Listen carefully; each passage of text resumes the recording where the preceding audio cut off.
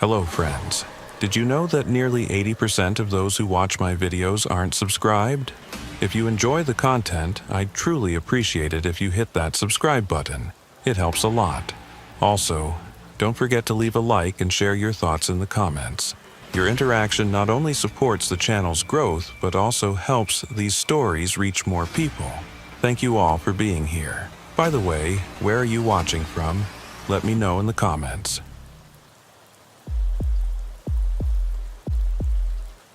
At 11:47 p.m., a static noise was heard on the radio. Magnus Elling had grown accustomed to such sounds while working on the northern section of the Dalton Highway in the middle of winter. The outside temperature was minus 42 degrees Fahrenheit, so cold that exposed skin would freeze in less than 3 minutes. Motor oil would thicken to the consistency of mud, and metals would become as brittle as glass. Magnus had been patrolling this area between Coldfoot and Deadhorse for 6 years. That time had been more than enough for him to learn that the Arctic tolerated no mistakes, offered no second chances, and cared nothing for a man's intentions or the badge he wore on his chest. The highway stretched out before him into endless darkness. The light from his headlights advanced like a narrow tunnel through the night, revealing only a white void and, occasionally, a few reflective markers reminding him that the road still existed. Those markers ensured drivers didn't accidentally veer off into the tundra, because once lost, they were usually not found until spring thaws uncovered their frozen vehicles. The call from Rowan came through at 11:52 p.m., her voice tight with the kind of tension that suggested she was reading from incident reports rather than relaying routine information. Unit 7, this is dispatch. We've got a priority locate on Trooper Cole Strindberg. Last contact was 1900 hours reporting a disabled vehicle at mile marker 287. GPS shows his unit stationary at that location, but he's not responding to radio checks. Air support is grounded due to weather conditions. You're the closest unit by approximately 90 miles. Advise your ETA and approach with caution, given the extreme cold and communication difficulties. Magnus acknowledged the transmission and felt his stomach tighten with the knowledge that 90 miles in these conditions meant at least 2 hours of careful driving. Assuming the road remained passable, and his own vehicle didn't succumb to the cold that was already making his engine labor despite the Arctic-grade diesel and the constant idling he maintained whenever he stopped moving. Cole had been working the Dalton for almost as long as Magnus, though their paths rarely crossed,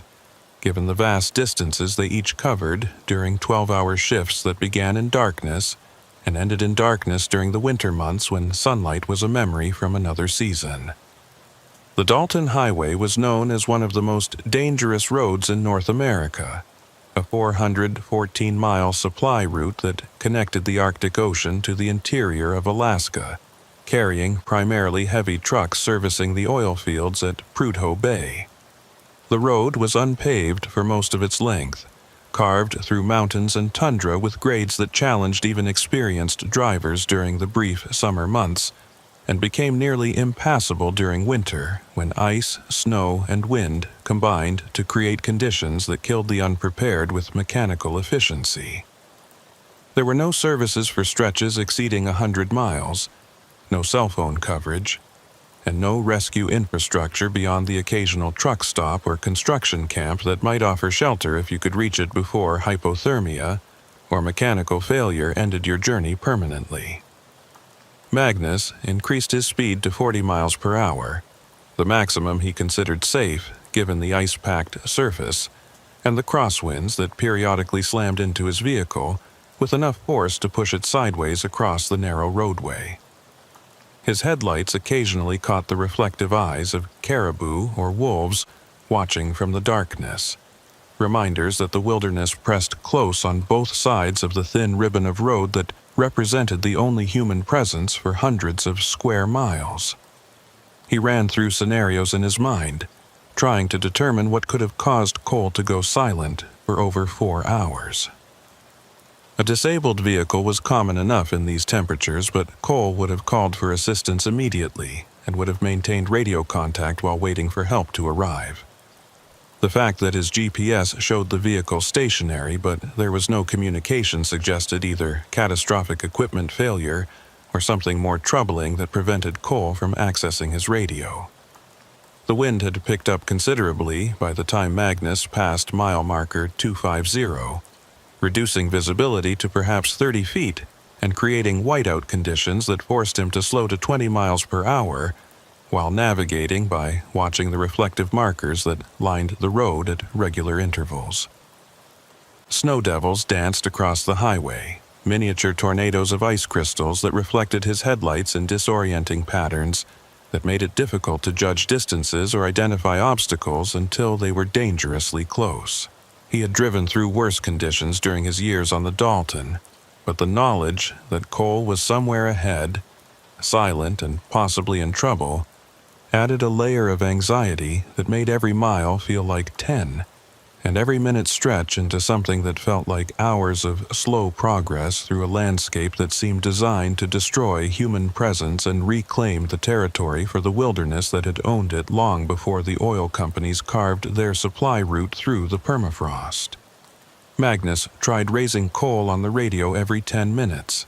cycling through all available frequencies including the emergency channels that should have been accessible even if Cole's primary radio system had failed.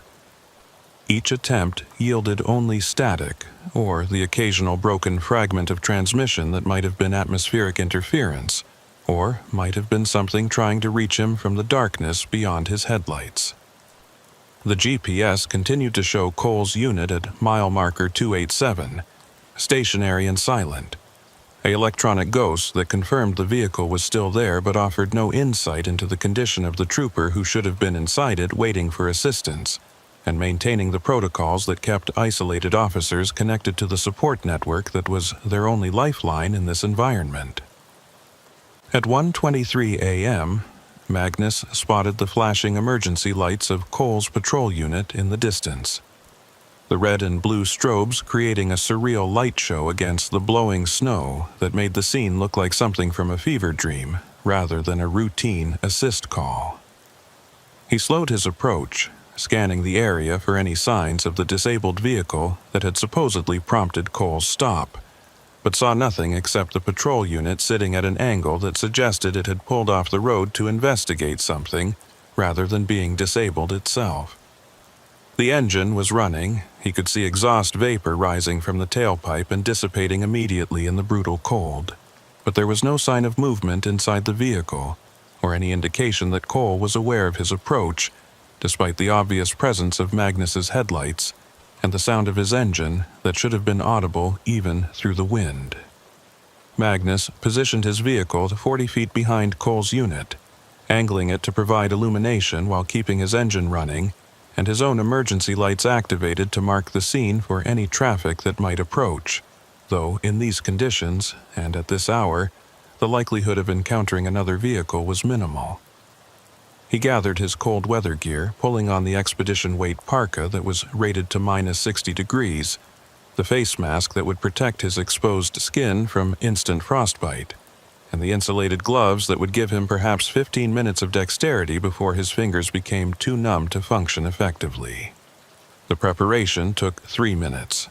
time that felt wasteful when Cole might be in immediate danger, but rushing into the Arctic cold without proper protection was a mistake that ended careers and lives with equal finality. The wind hit Magnus like a physical blow when he opened his door, carrying ice crystals that stung any exposed skin and created a wind chill that pushed the effective temperature well below minus 60 degrees. He moved quickly toward Cole's unit, fighting against wind gusts that threatened to knock him off balance, and noting that the area around the patrol vehicle showed signs of recent activity. Footprints in the snow that led away from the driver's door and disappeared into the darkness beyond the reach of his flashlight. The driver's door was closed but not locked, and when Magnus pulled it open he found the interior empty except for Cole's radio handset lying on the driver's seat as if it had been carefully placed there rather than dropped in haste. The engine was running smoothly, the heater was functioning normally, and all equipment appeared to be operational. eliminating mechanical failure as an explanation for Cole's silence and absence from his vehicle.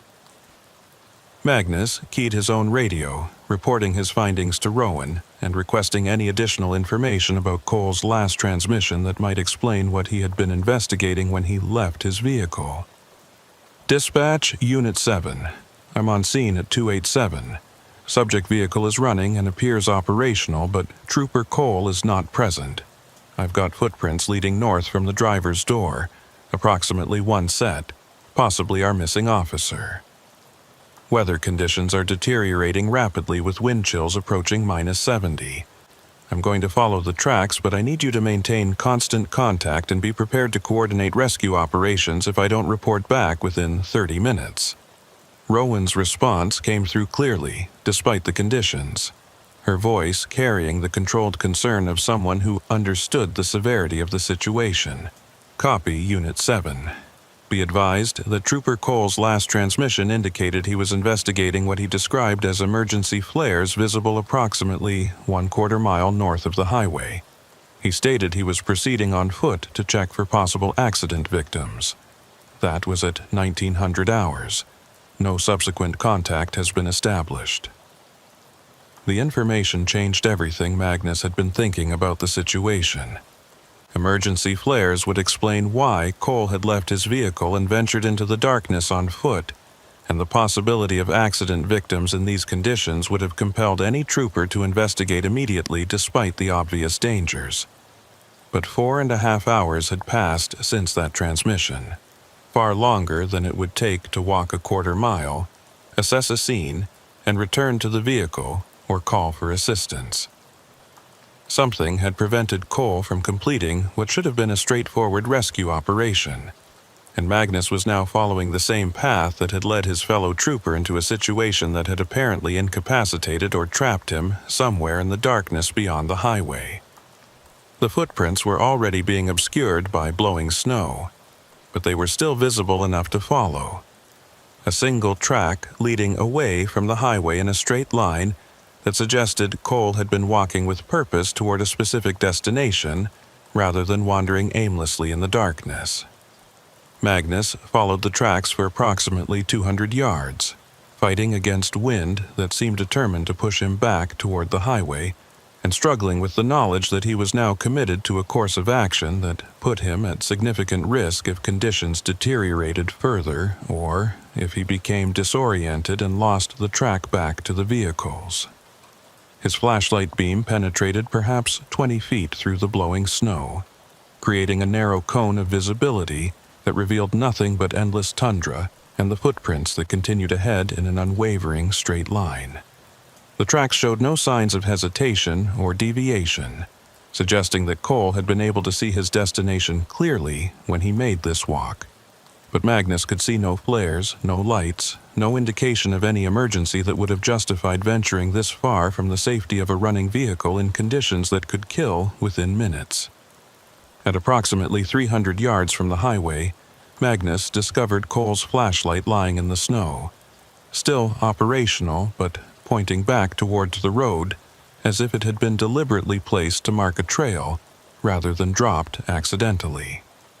The discovery was troubling because Cole would never have abandoned his primary light source unless he had found something that made the flashlight unnecessary, or had encountered a situation that made it impossible to carry equipment. Magnus picked up the flashlight and scanned the area ahead, now using both lights to penetrate the darkness, and approximately 50 feet further he spotted what appeared to be a depression in the snow that might indicate a vehicle or structure buried beneath the accumulation of recent storms. The depression was roughly rectangular, perhaps 15 feet long and 6 feet wide, and showed signs of disturbance that suggested someone had recently been digging or clearing snow from whatever lay beneath the surface. Magnus approached the depression cautiously, aware that snow could conceal anything from abandoned equipment to unstable ground that might collapse beneath his weight. As he got closer, his lights revealed what appeared to be the roof of a vehicle, a truck or large SUV that had been buried by snow to a depth of at least 4 feet, completely concealing it from the highway and making it invisible to anyone who wasn't specifically searching this area on foot. Someone had cleared snow from a section of the driver's side, creating an opening that led down to what Magnus assumed was a door or window, and tracks around the depression indicated that Cole had spent considerable time and effort excavating this access point, possibly in an attempt to reach victims who might be trapped inside the buried vehicle. Magnus called out Cole's name, his voice immediately torn away by the wind, but hopefully loud enough to penetrate into the buried vehicle if Cole was inside attempting to assist trapped occupants. No response came back, only the constant howl of wind and the creaking protest of ice-laden equipment on his gear belt. He moved to the excavated opening and directed both flashlights down into the depression, revealing a driver's side window that had been partially cleared of snow and appeared to be intact. The glass was frosted on the inside, indicating that the vehicle had been sealed long enough for condensation to freeze on the interior surfaces, a process that suggested the vehicle had been here for days, or possibly weeks rather than hours. If there had been living occupants inside, they would have consumed the available oxygen long before Cole arrived on scene. But the possibility of bodies requiring recovery would have kept Cole working at the excavation despite the brutal conditions. Magnus positioned himself at the edge of the excavated opening and used his flashlight to examine the interior of the buried vehicle through the driver's window. What he saw made no sense given the circumstances and the amount of effort Cole had put into reaching this point. The vehicle's interior was completely empty. No bodies, no personal effects, no indication that anyone had ever been inside this truck when it became buried in the snow. The seats were bare, the dashboard was clear of any objects, and there was no debris or evidence of occupation visible anywhere in the front compartment. It appeared to be a vehicle that had simply been abandoned in this location and allowed to be buried by successive snowstorms, not an accident scene with victims requiring rescue. Not an emergency that would justify the response Cole had mounted, or explain why he had spent what must have been hours digging through snow to access an empty vehicle. Magnus tried his radio again, this time reporting the discovery of the buried vehicle and the troubling absence of both Cole and any victims who might have justified this elaborate rescue attempt. Dispatch Unit 7. I've located the subject of Trooper Cole's investigation. It's a buried vehicle approximately 300 yards north of the highway. Appears to be a full-size truck completely covered by snow. Trooper Cole excavated an access point to the driver's side, but the vehicle interior is empty. No victims present and no sign of Trooper Cole at this location. I'm going to expand my search pattern, but I need to advise that conditions are deteriorating rapidly, and I'm approaching my safety limits for time in these temperatures. Rowan's response was immediate, and carried a new edge of concern that suggested she was consulting with supervisors about how to proceed. Copy Unit 7. Be advised that we're coordinating with aviation for first light extraction if needed. Can you determine how long the vehicle has been at that location? Magnus moved around the buried truck, examining what he could see of its exterior through the areas where Cole's excavation had exposed metal and glass. The vehicle was a late-model pickup, possibly less than 5 years old based on the design elements visible through the snow, and it bore commercial markings that suggested it might be associated with one of the oil field service companies that operated in the Prudhoe Bay area. But what caught Magnus's attention and sent a chill through him that had nothing to do with the Arctic cold was the discovery of a second set of footprints leading away from the far side of the excavation site.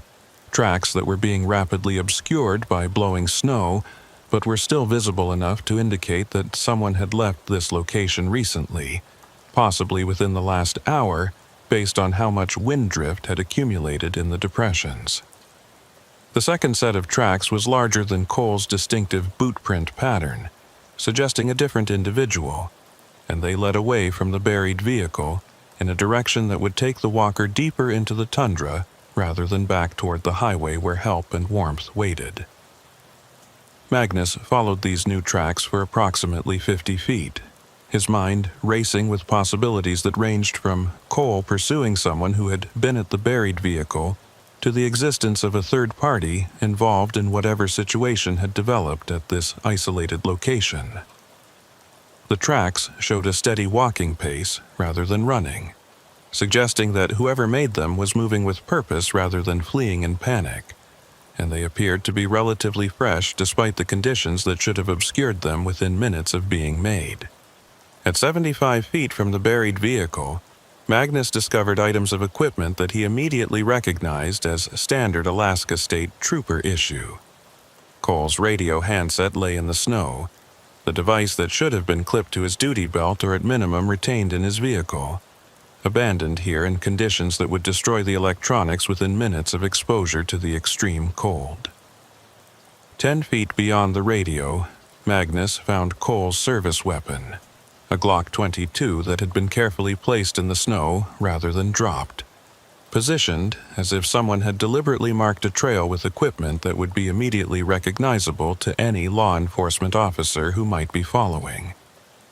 The discoveries were beyond troubling because they suggested that Cole had either voluntarily abandoned critical equipment or had been compelled to leave these items behind by someone or something that had gained control of the situation. Magnus keyed his radio with hands that were beginning to lose sensation despite his insulated gloves, reporting the discovery of Cole's equipment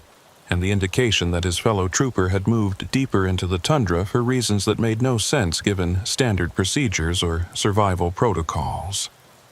Dispatch, Unit 7. I've recovered Trooper Cole's radio and service weapon. Items appear to have been deliberately placed rather than dropped. I'm following tracks that lead away from the buried vehicle site, but I need to advise that I'm now at critical exposure time and must make a decision about whether to continue pursuit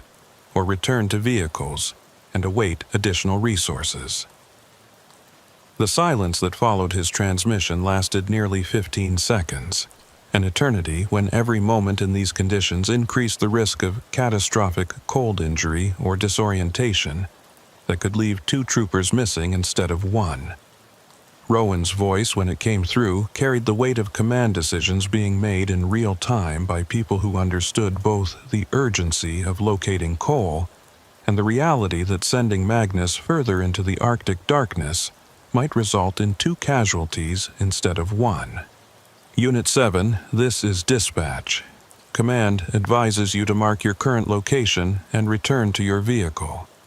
We're coordinating with North Slope SAR for first light operations, and we need you functional to guide the search teams when they arrive. You've done everything possible under the circumstances. Come back to base, and we'll regroup with proper resources. Magnus stared at the tracks leading away into darkness, knowing that Cole was out there somewhere,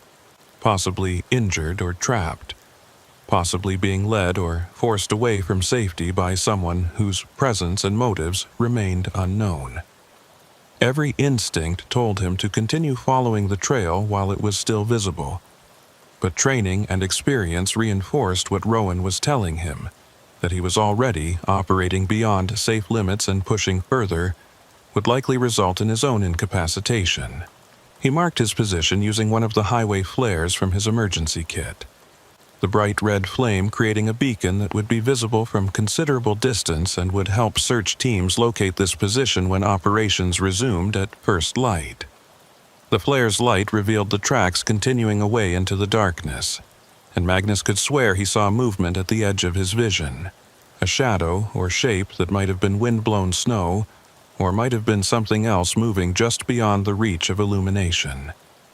He called out one final time, his voice hoarse from breathing the brutally cold air that seared his lungs with each breath.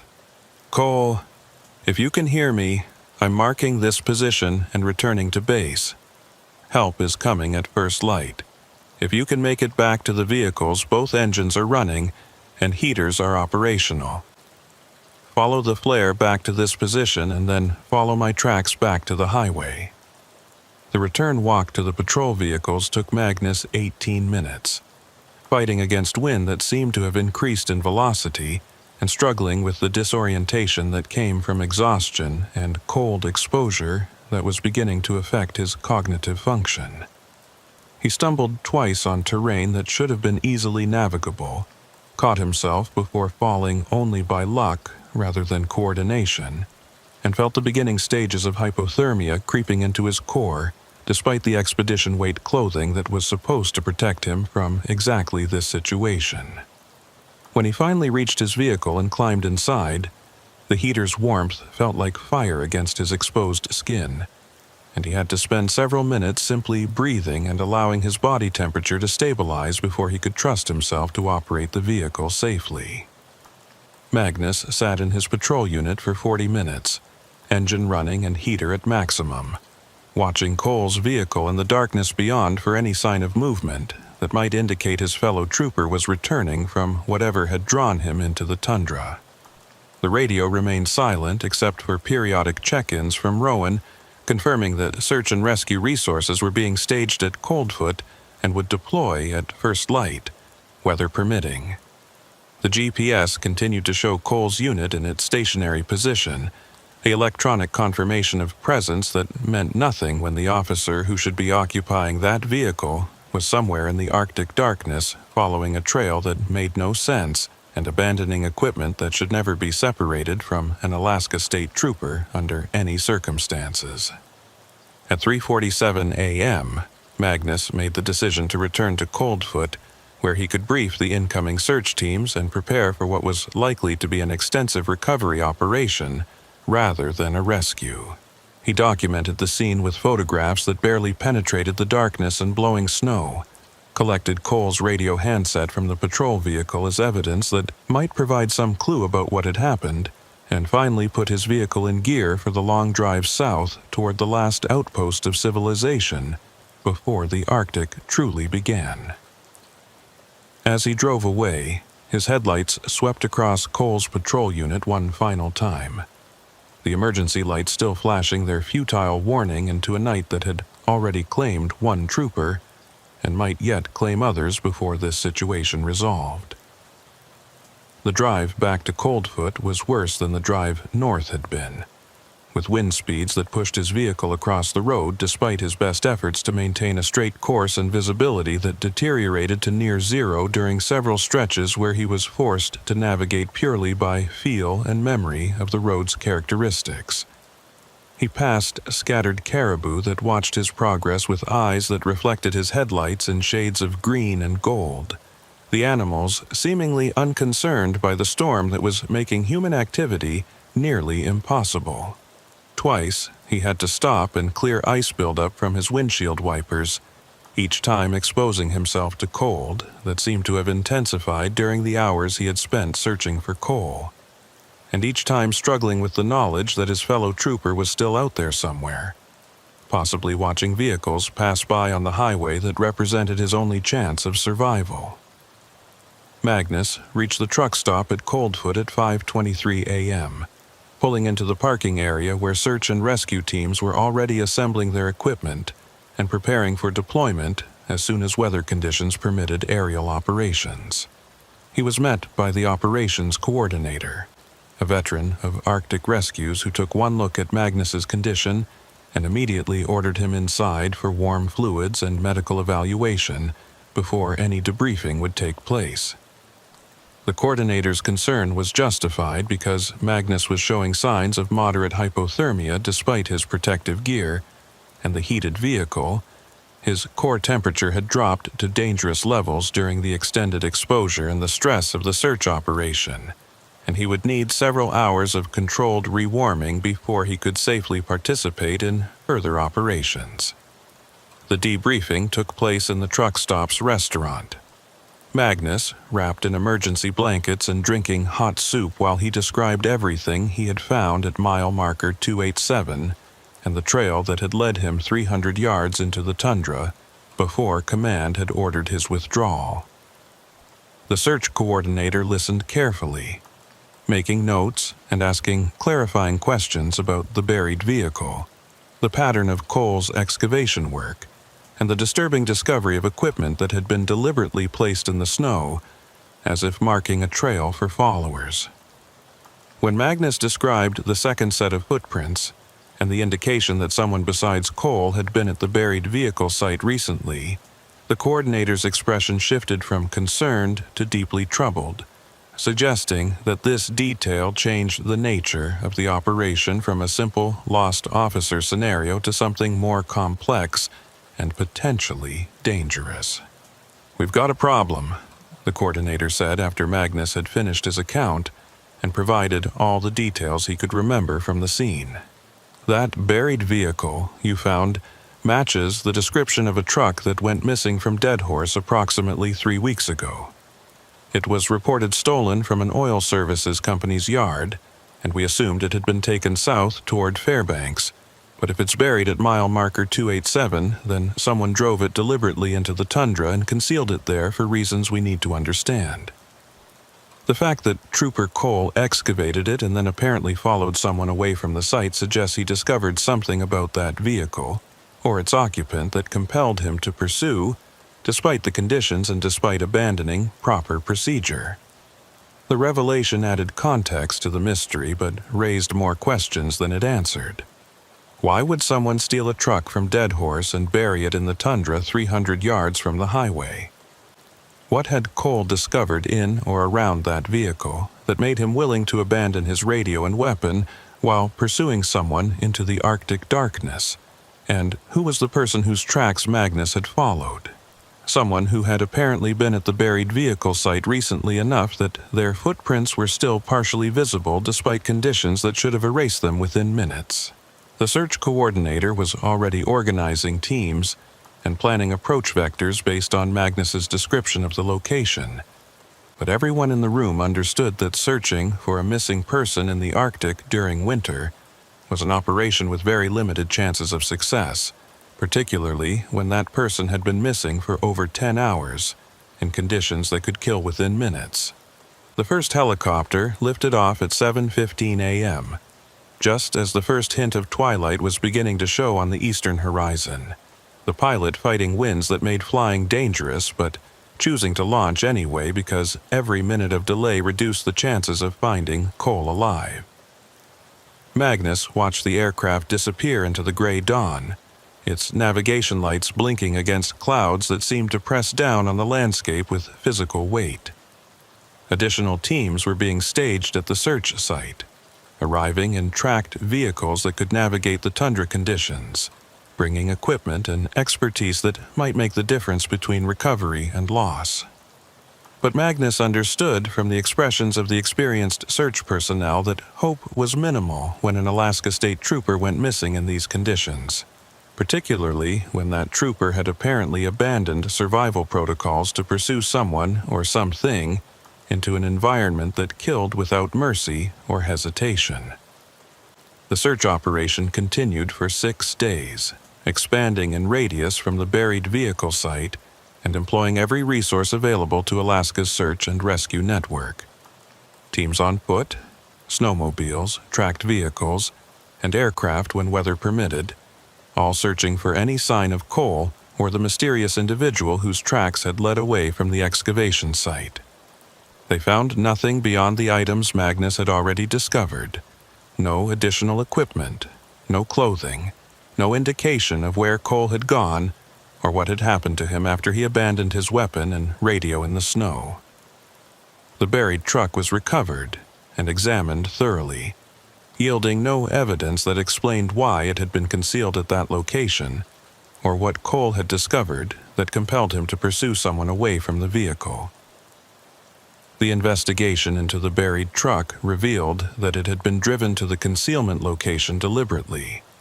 The tire tracks showed a controlled approach rather than an accident or emergency situation, and it had been carefully positioned in a depression that would allow snow to bury it completely within a few storms.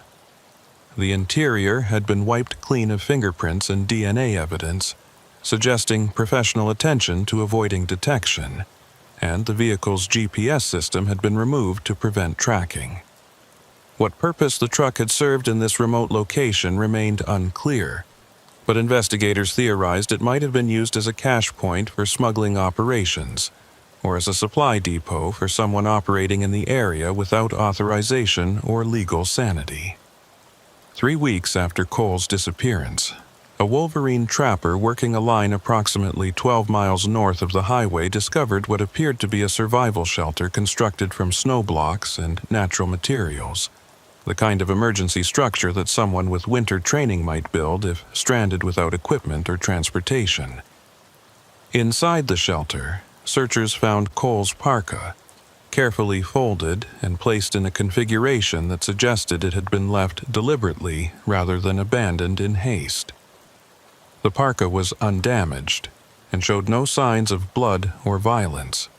but its presence raised the disturbing question of why Cole would remove critical cold weather gear in an environment where such action would result in death within minutes. The shelter's location was analyzed in relation to the buried vehicle site and the trail Magnus had followed on the night of the initial search. The trajectory suggested that Cole had been moving in a specific direction rather than wandering aimlessly, following a course that would have taken him toward a series of abandoned seismic testing camps that dated from exploration operations conducted decades earlier. The camps had been dismantled long ago, but their locations remained on geological survey maps, and some still contained debris or equipment that might provide shelter for someone who knew where to look and how to utilize the remains effectively. Search teams moved to the abandoned camp locations, finding evidence of recent occupation at one site approximately 18 miles from where Cole had last been seen. Someone had been living in one of the old equipment sheds that still had partial walls and roof, using materials scavenged from the surrounding area to create a shelter that would be invisible from the air and difficult to find even for someone searching on foot. The shelter contained supplies that suggested weeks of occupation, including food containers, fuel canisters, and cold weather gear that bore no identification but appeared to be military surplus acquired through unknown channels. What the shelter didn't contain was any indication of who had been using it or where they had gone when the search operations began focusing on this area. DNA evidence recovered from the shelter eventually provided answers that were more disturbing than anyone had anticipated. The genetic material matched a former oil field worker named Marcus, who had been reported missing from Dead Horse 6 months earlier, under circumstances that had never been fully explained. Marcus had worked for one of the service companies supporting drilling operations, had been described by supervisors as competent but increasingly erratic, and had disappeared after being confronted about suspicious activities involving company equipment and vehicles.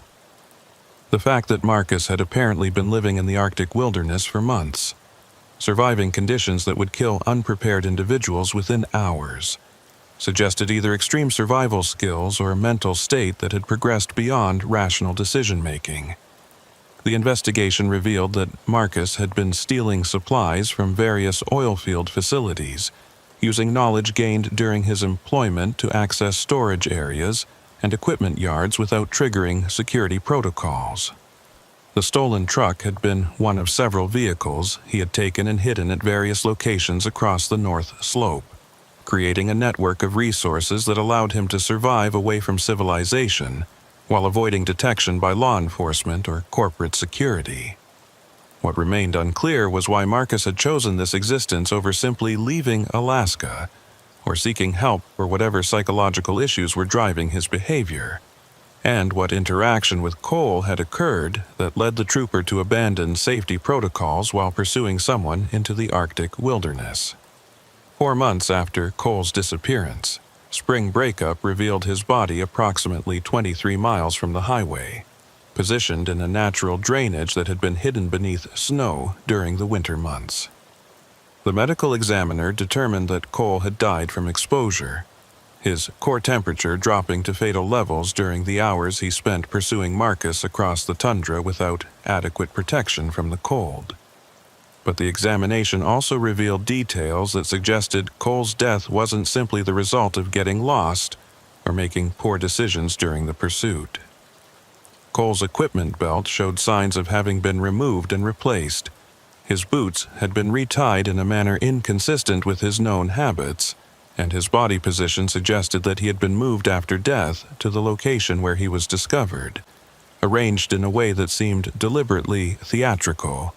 rather than the random positioning that would result from someone collapsing from hypothermia. The evidence pointed toward a confrontation between Cole and Marcus that had resulted in the trooper's death, possibly through deliberate exposure to fatal cold rather than direct violence, followed by careful staging of the body at a location where it would be found during spring melt. But without Marcus to provide answers, the exact sequence of events remained speculative and frustrating for investigators who needed to understand what had motivated a former oil worker to kill an Alaska State Trooper and then vanish into the Arctic wilderness without leaving traces that modern forensic science and extensive search operations could locate or interpret. Marcus was never found despite extensive efforts that continued for over a year after Cole's body was recovered. Search operations expanded to cover hundreds of square miles of tundra and mountains, interviewing anyone who had known Marcus during his oil field employment and investigating every possible resource he might have used to sustain himself in the wilderness. Some searchers believed he had died somewhere in the vast Arctic wilderness, his body concealed by terrain or consumed by scavengers that left no trace for human discovery. Others maintained that Marcus had successfully escaped the search area, possibly crossing into Canada or making his way to one of the coastal communities where a person could disappear among transient populations that asked few questions about backgrounds or origins. For Magnus, who had been the last law enforcement officer to follow Cole's trail before weather and command decisions forced his withdrawal, the case became a permanent weight that influenced every decision and colored every patrol shift on the Dalton Highway. He continued working the northern sectors, but approached every call with enhanced caution and every abandoned vehicle with the knowledge that routine investigations could spiral into tragedies that defied explanation or prevention. The memory of following Cole's equipment trail into the darkness, discovering items that should never be abandoned by an Alaska State Trooper, remained vivid years after the incident and served as constant reminder that the Arctic didn't recognize badges or training or good intentions when it claimed victims. The buried truck remained a mystery within the larger mystery, its purpose and connection to Marcus's survival strategy never fully explained. Some investigators theorized it had been intended as a long-term cache point for supplies stolen from oilfield facilities, while others believed it represented the beginning of a more elaborate plan that Marcus had been forced to abandon when Cole discovered the excavation site and initiated pursuit. The truck was eventually returned to the oil services company that owned it, but not before every component had been examined for evidence that might explain why a man would steal a vehicle, bury it in the tundra miles from any road, and then defend its location with actions that resulted in a trooper's death. Rowan continued working dispatch at the Alaska State Trooper Communications Center in Fairbanks, but she never forgot the night she coordinated search operations for a missing trooper and listened as Magnus described following equipment trails into darkness that concealed horrors beyond the simple dangers of Arctic winter.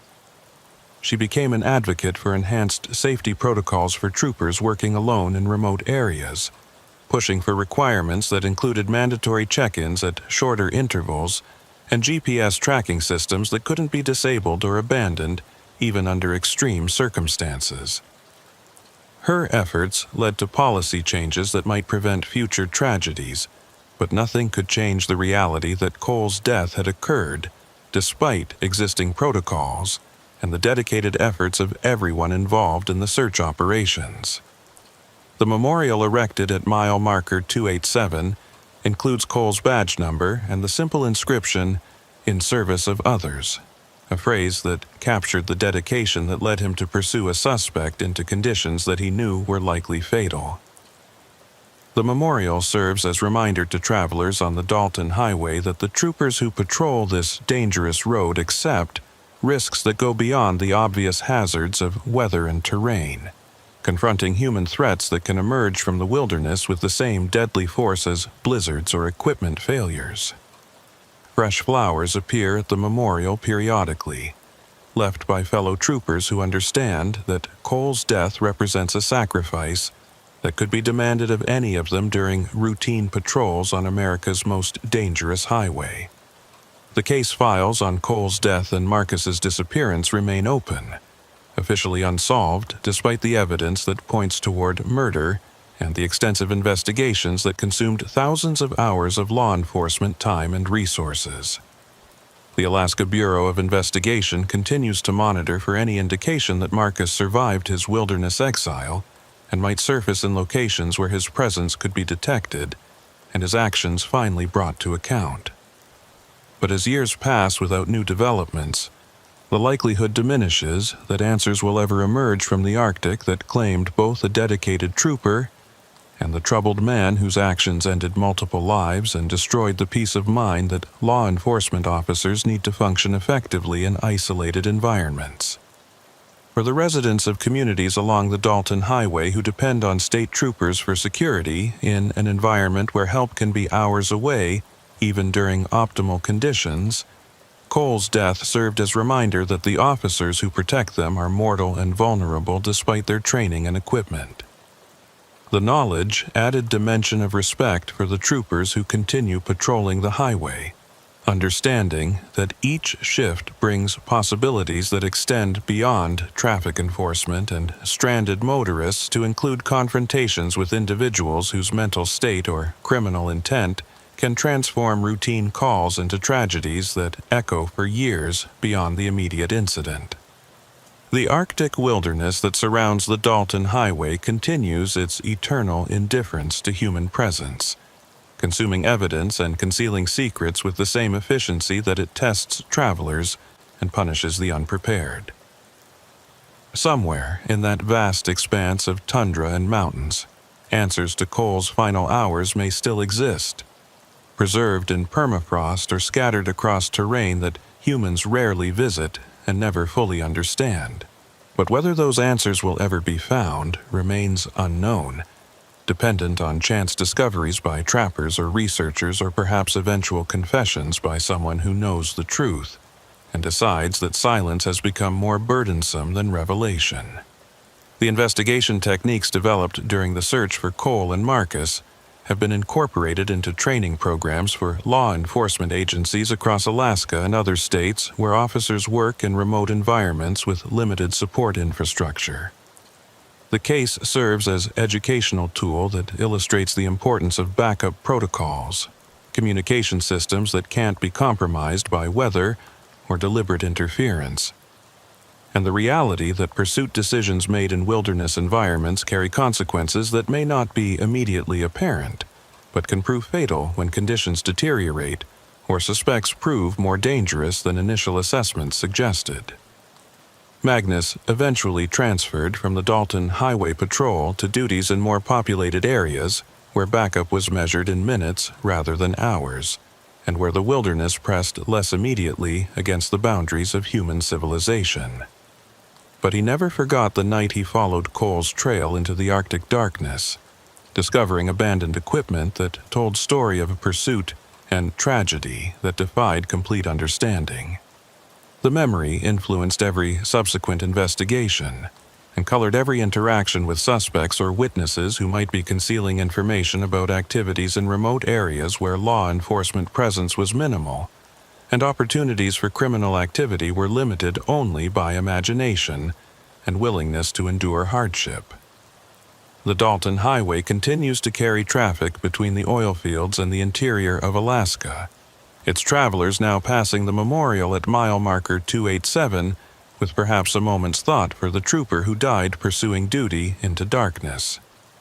The highway's reputation as one of the world's most dangerous roads has been enhanced by Cole's death,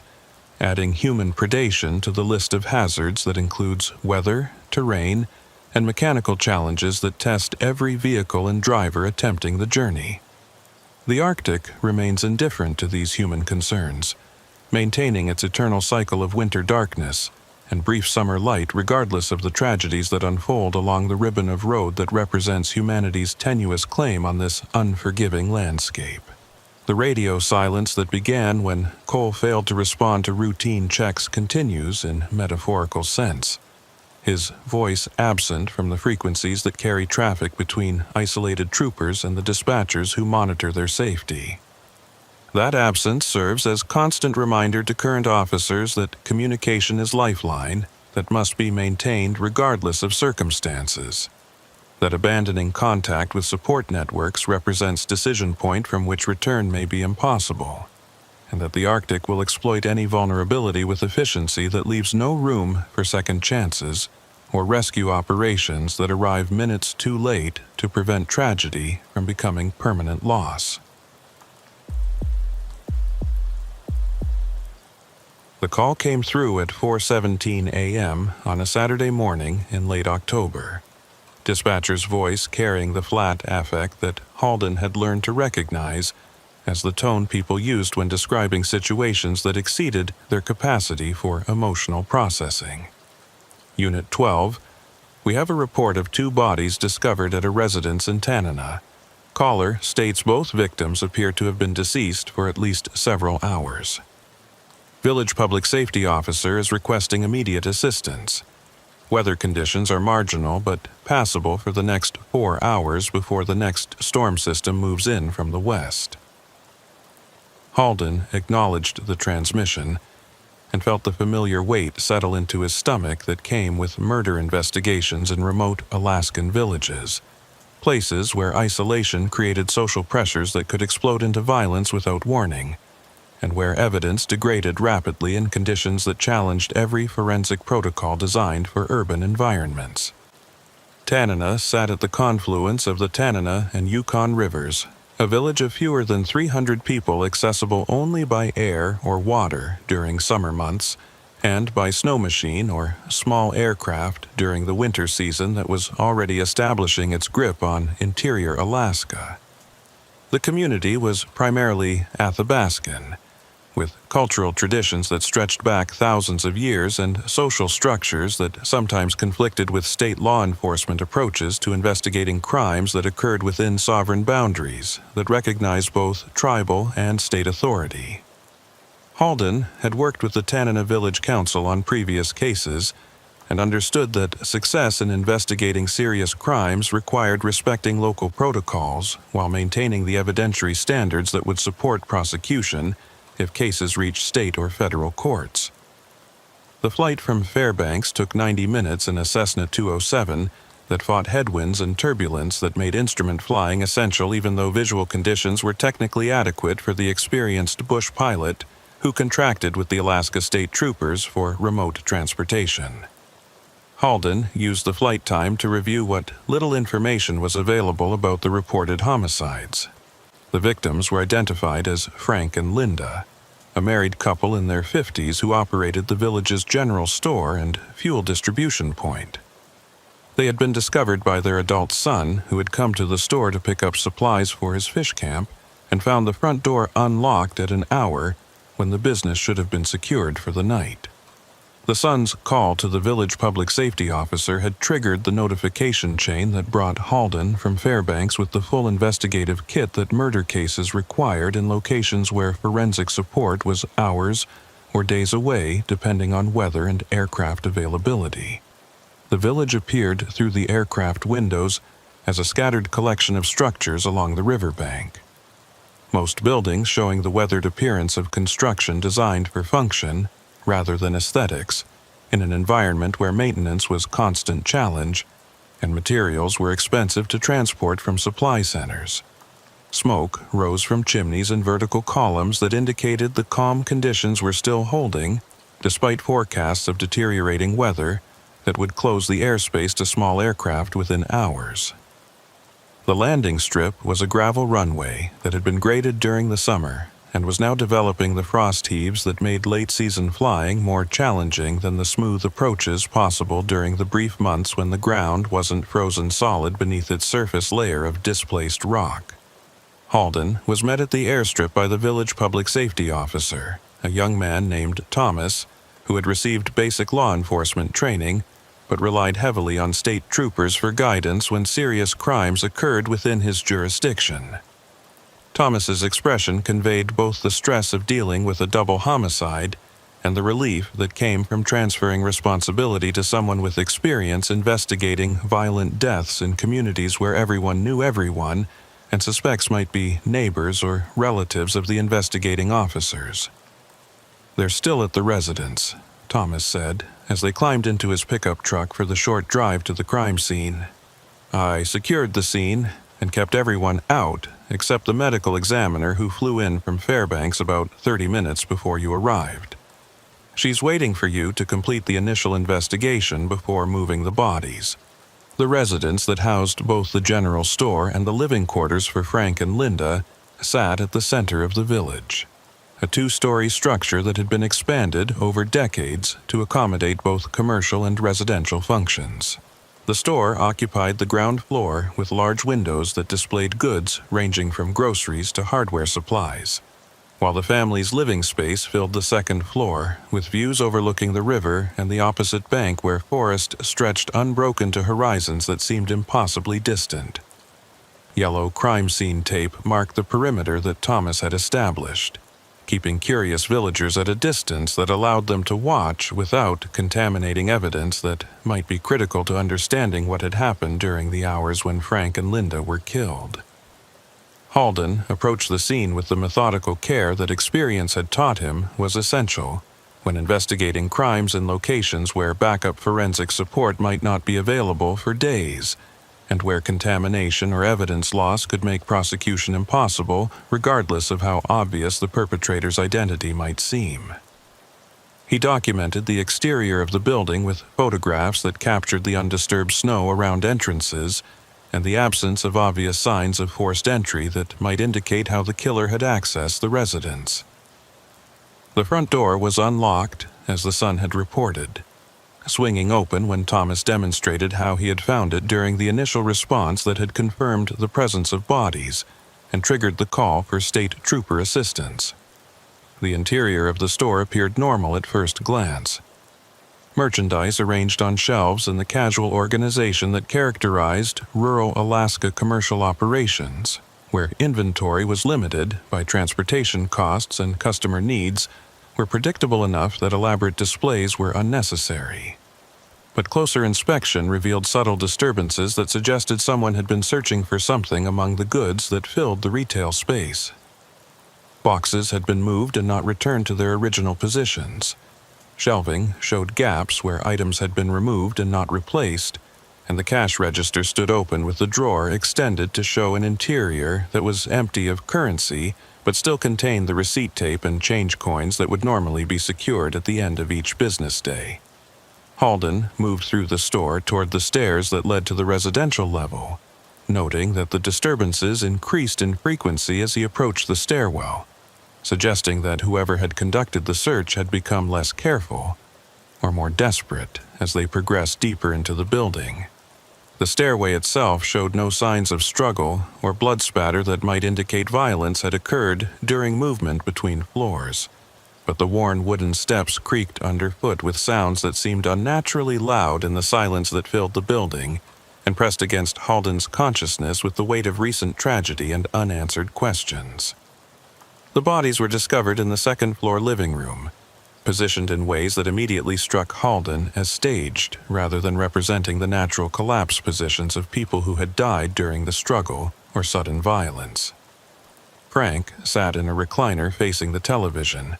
his posture relaxed except for the ligature marks on his neck that indicated strangulation as the cause of death.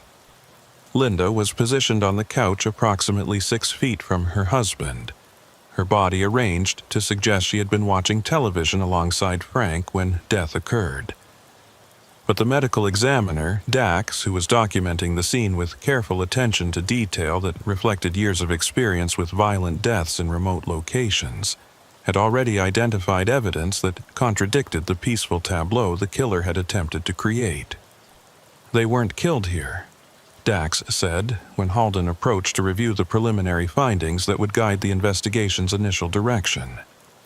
Lividity patterns indicate the bodies were moved several hours after death, positioned in these locations to suggest they died during routine evening activities. But the actual deaths occurred elsewhere, probably downstairs in the store area based on trace evidence I've recovered from their clothing and the defensive wounds on Linda's hands that indicate she fought back against an attacker before being overpowered and killed. The revelation transformed the scene from a simple homicide investigation into something more complex, suggesting a killer who had taken time to stage the bodies in ways designed to mislead investigators, or perhaps to send a message to the community that remained unclear in its specifics, but was definitely intentional in its execution. Halden worked with Dax to document every detail of the scene, photographing the bodies from multiple angles and collecting trace evidence that might provide DNA or other forensic links to the perpetrator. The ligature marks on both victims were consistent with a rope or cord that had been used to strangle them, applied with enough force to cause death within minutes, but showing characteristics that suggested the killer had experience or training in methods that would minimize struggle and noise, that might alert others to violence occurring in a building that sat at the center of a small community where unusual sounds would be noticed and investigated. The wounds on Linda's hands were defensive, deep cuts that indicated she had grabbed the ligature in an attempt to prevent strangulation. Her efforts unsuccessful, but leaving tissue samples beneath her fingernails that might provide the DNA evidence needed to identify her killer if that person was in any forensic database. The search of the residence revealed that the killer had been methodical in examining the couple's possessions, opening drawers and cabinets, examining documents and personal items with attention that suggested they were looking for something specific, rather than conducting a general theft of valuables. The couple's bedroom had been completely searched with mattress moved and closets emptied, but expensive items including jewelry and cash were left undisturbed in locations where they would be easily visible to anyone conducting even a casual search for items worth stealing. The pattern suggested a perpetrator whose motive went beyond simple robbery to include information or objects that had value beyond monetary worth, something that Frank and Linda possessed that was worth killing for, but that might not be recognized as valuable by someone unfamiliar with its significance. Halden interviewed the son who had discovered the bodies, a man in his 30s named Joseph, who operated a subsistence fish camp downstream from the village and maintained minimal contact with his parents beyond the necessary interactions related to obtaining supplies from their store. Joseph's statement described arriving at the store at approximately 3:45 a.m., finding the front door unlocked in violation of his parents' invariable habit of securing the building before retiring for the evening, and discovering the bodies arranged in the living room in positions that he immediately recognized as artificial, because his parents never watched television together and rarely spent evening hours in the living room when the store required accounting work that kept them busy until late each night during the season when river traffic brought customers from other villages and fish camps. The timeline Joseph provided was verified by other village residents who reported seeing lights in the store until approximately 11:30 p.m. on the previous evening, consistent with Frank and Linda's normal pattern of staying open late to serve customers who worked irregular hours, or who stopped by after completing evening activities that might extend well beyond standard business hours. But no one reported seeing or hearing anything unusual during the hours between the store's closing and Joseph's discovery of the bodies. A silence that was troubling in a community where normal sounds carried easily through the still air, and where residents were attuned to patterns that might indicate problems requiring community response. Halden expanded the investigation to include interviews with village residents who might have information about the hours surrounding the murders, or knowledge about potential conflicts that could motivate someone to kill the couple who served as commercial and social hub for the community. The interviews revealed a complex web of relationships and tensions that existed beneath the surface cooperation necessary for survival in remote Alaska villages where interdependence was essential, but privacy was nearly impossible, and grudges could persist for generations without resolution or forgiveness. Several residents mentioned that Frank had been involved in a dispute with another villager over fuel delivery priorities during the previous winter, when shortage had forced difficult decisions about who would receive limited supplies during the cold months, when heating fuel meant the difference between survival and freezing to death in temperatures that could drop to 60 below zero. The disputed fuel distribution had occurred 8 months before the murders, time enough that Halden initially dismissed it as motive for violence that seemed disproportionate to the underlying conflict. But follow-up interviews revealed that the dispute had never been resolved to the satisfaction of all parties, and had created divisions within the village that affected everything from council decisions to social interactions that were complicated by taking sides in a controversy that most outside observers would consider minor, but that held significance within the tight social structure of a community where cooperation was essential for survival. The villager who had been denied fuel during the shortage was identified as Martin, a commercial fisherman whose equipment had suffered damage during the cold months when he lacked adequate heating for his workshop and storage facilities. Martin's interview revealed a man who harbored significant resentment toward Frank for the fuel distribution decision, but who also had an alibi for the evening of the murders that was verified by multiple witnesses who placed him at a village council meeting that had extended until after midnight and had been followed by a social gathering at another resident's home where Martin had remained until approximately 2:00 a.m. The timeline made it physically impossible for Martin to have committed the murders unless he had an accomplice, or unless the medical examiner's preliminary estimate of time of death was significantly inaccurate. Halden noted Martin's animosity toward the victims but was forced to eliminate him as a primary suspect based on the strength of his alibi and the lack of any evidence connecting him to the crime scene or the victims during the relevant time period. The investigation took an unexpected direction when Halden discovered that the village's internet connection had been experiencing unusual outages during the week preceding the murders. Disruptions that the local telecommunications technician attributed to equipment failures, but that created patterns suggesting deliberate interference rather than random technical problems. The outages had occurred during evening hours when internet usage was typically highest, effectively isolating the village from outside communication during periods when residents might normally be checking email or communicating with family members in other locations. The pattern was troubling because it suggested someone might have been deliberately creating communication difficulties in preparation for actions that required isolation from outside contact or immediate response from law enforcement agencies that might be monitoring electronic communications for indications of criminal activity. Halden requested detailed logs of internet and telephone activity from the telecommunications provider, discovering that someone in the village had been conducting extensive online research about forensic investigation techniques during the month preceding the murders. The searches included queries about DNA evidence, crime scene staging, and methods for avoiding detection during criminal investigations, all originating from an IP address that was registered to the village's public computer terminal located in the community center building. The terminal was available to any village resident and maintained minimal logging of user activity, making it impossible to definitively identify who had conducted the research without additional evidence that might connect specific individuals to the searches during the times they occurred. The community center's security was minimal. The building was unlocked during daylight hours and accessible to anyone with legitimate business or casual interest in using the public facilities that included the computer terminal, a small library, and meeting rooms used for council sessions and community gatherings. But the director who managed the center's operations maintained an informal log of visitors that included notes about who used various facilities and when they accessed the building for purposes that might be relevant to managing resources and scheduling maintenance activities.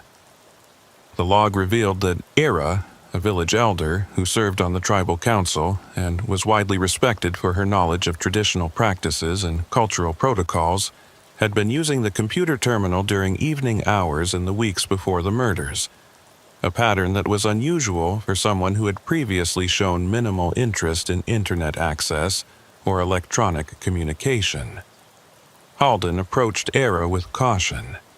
Understanding that interviewing a tribal elder required sensitivity to cultural protocols, and awareness that accusations or aggressive questioning could damage the investigation by creating resistance from community members who might otherwise cooperate with law enforcement efforts. Era received him in her home, a traditional structure that combined modern amenities with cultural elements that reflected her role as keeper of community knowledge and traditions. She was forthcoming about her computer usage,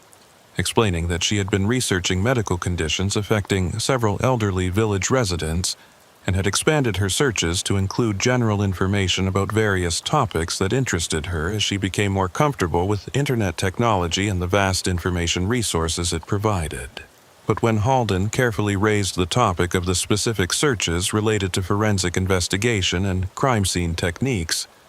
Era's demeanor shifted from cooperative to guarded, her responses becoming less detailed and her body language suggesting discomfort with the direction the interview was taking. She acknowledged that she had conducted some searches related to law enforcement topics, but characterized them as general curiosity rather than research with specific criminal application. Her explanation was plausible, given the limited entertainment options in remote villages and the natural human interest in topics related to crime and investigation that manifested in widespread consumption of true crime media across demographic groups. But Halden's instincts suggested that Era was concealing something beyond simple curiosity, that her research had purpose she was unwilling to disclose during an interview that was technically voluntary but carried implicit pressure given the context of a double homicide investigation. The investigation reached a critical point when Dax completed the full autopsy examinations and discovered evidence that fundamentally changed the direction of the inquiry. The DNA recovered from beneath Linda's fingernails matched genetic material found in the village's limited database of samples collected during previous investigations and routine processing of individuals who had been arrested for misdemeanor offenses over the years. The match identified the contributor as Peter, Era's adult grandson who lived in Fairbanks but visited the village periodically to maintain connections with family and participate in subsistence activities that were protected by tribal sovereignty and cultural tradition. Peter had a minor criminal record that included arrests for assault and theft, convictions that had resulted in probation rather than incarceration, but that established him as someone capable of violence and willing to engage in criminal activity when motivated by need or opportunity. The discovery of Peter's DNA beneath Linda's fingernails provided the physical evidence needed to establish his presence at the crime scene during the time when the murders occurred, but it raised questions about motive and opportunity that required additional investigation before charges could be filed with confidence that prosecution would succeed.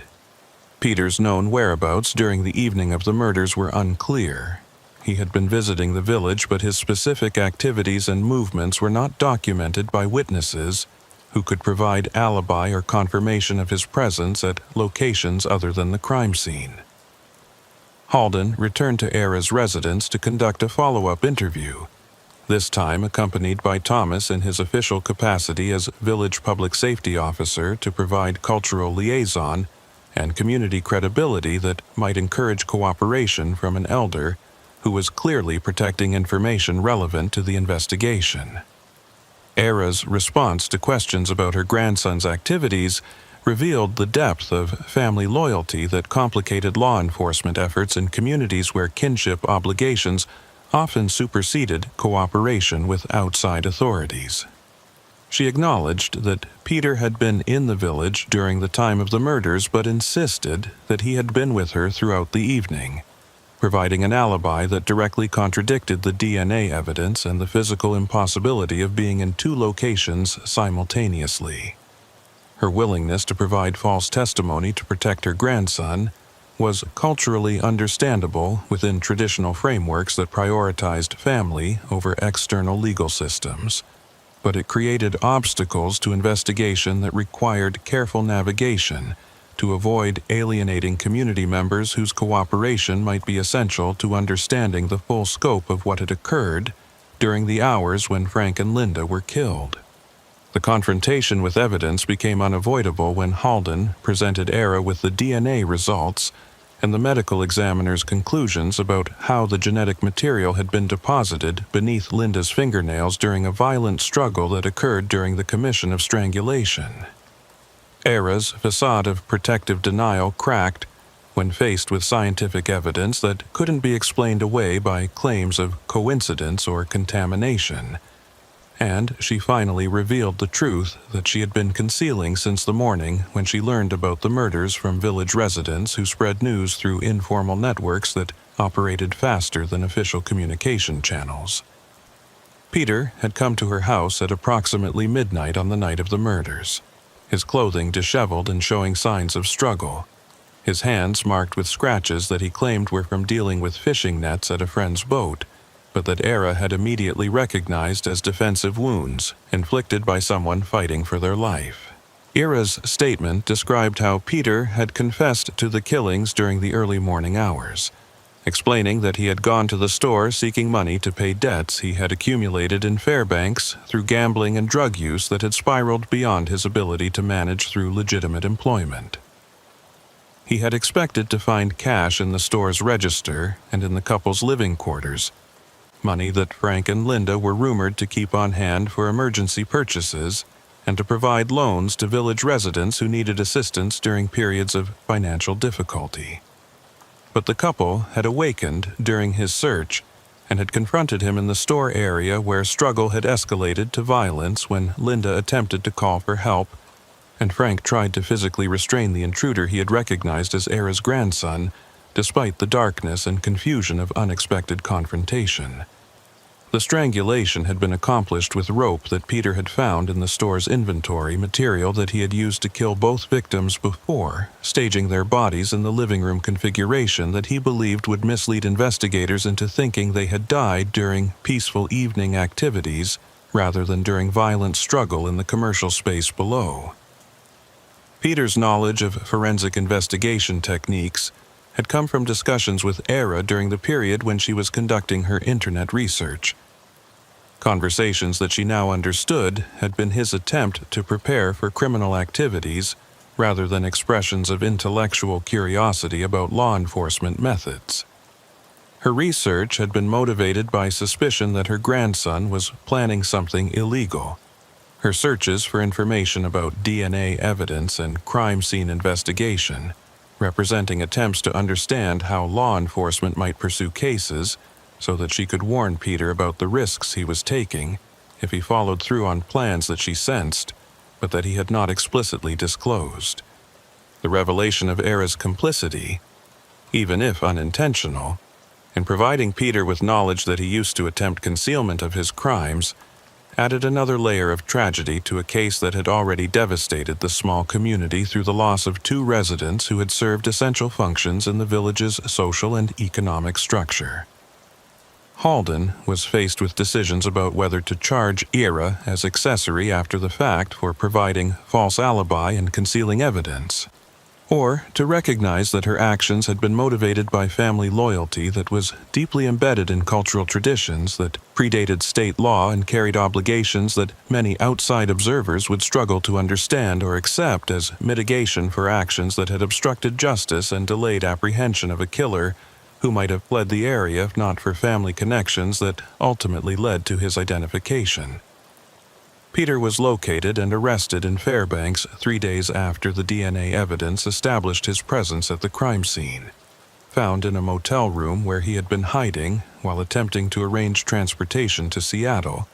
where he believed he could disappear into the urban anonymity that was impossible in Alaska's small communities where newcomers were noticed and questioned about their origins and purposes.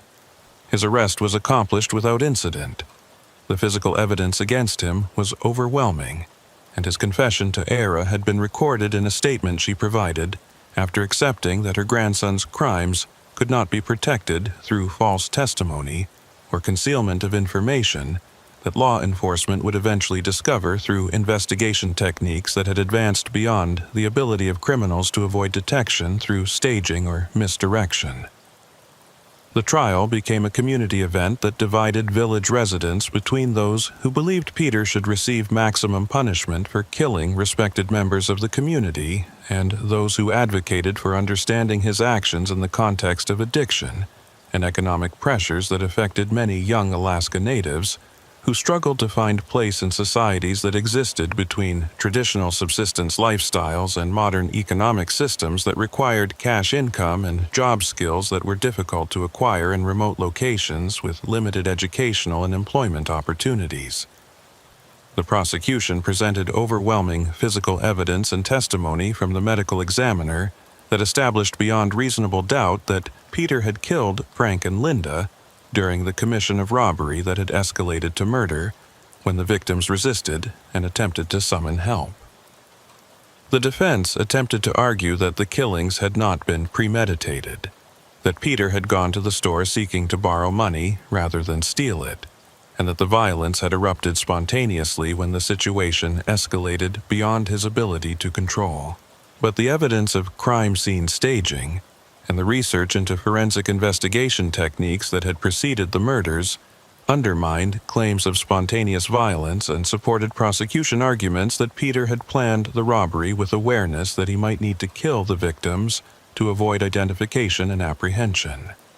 The jury deliberated for 6 hours before returning guilty verdicts on 2 counts of first-degree murder and multiple related charges including robbery and evidence tampering.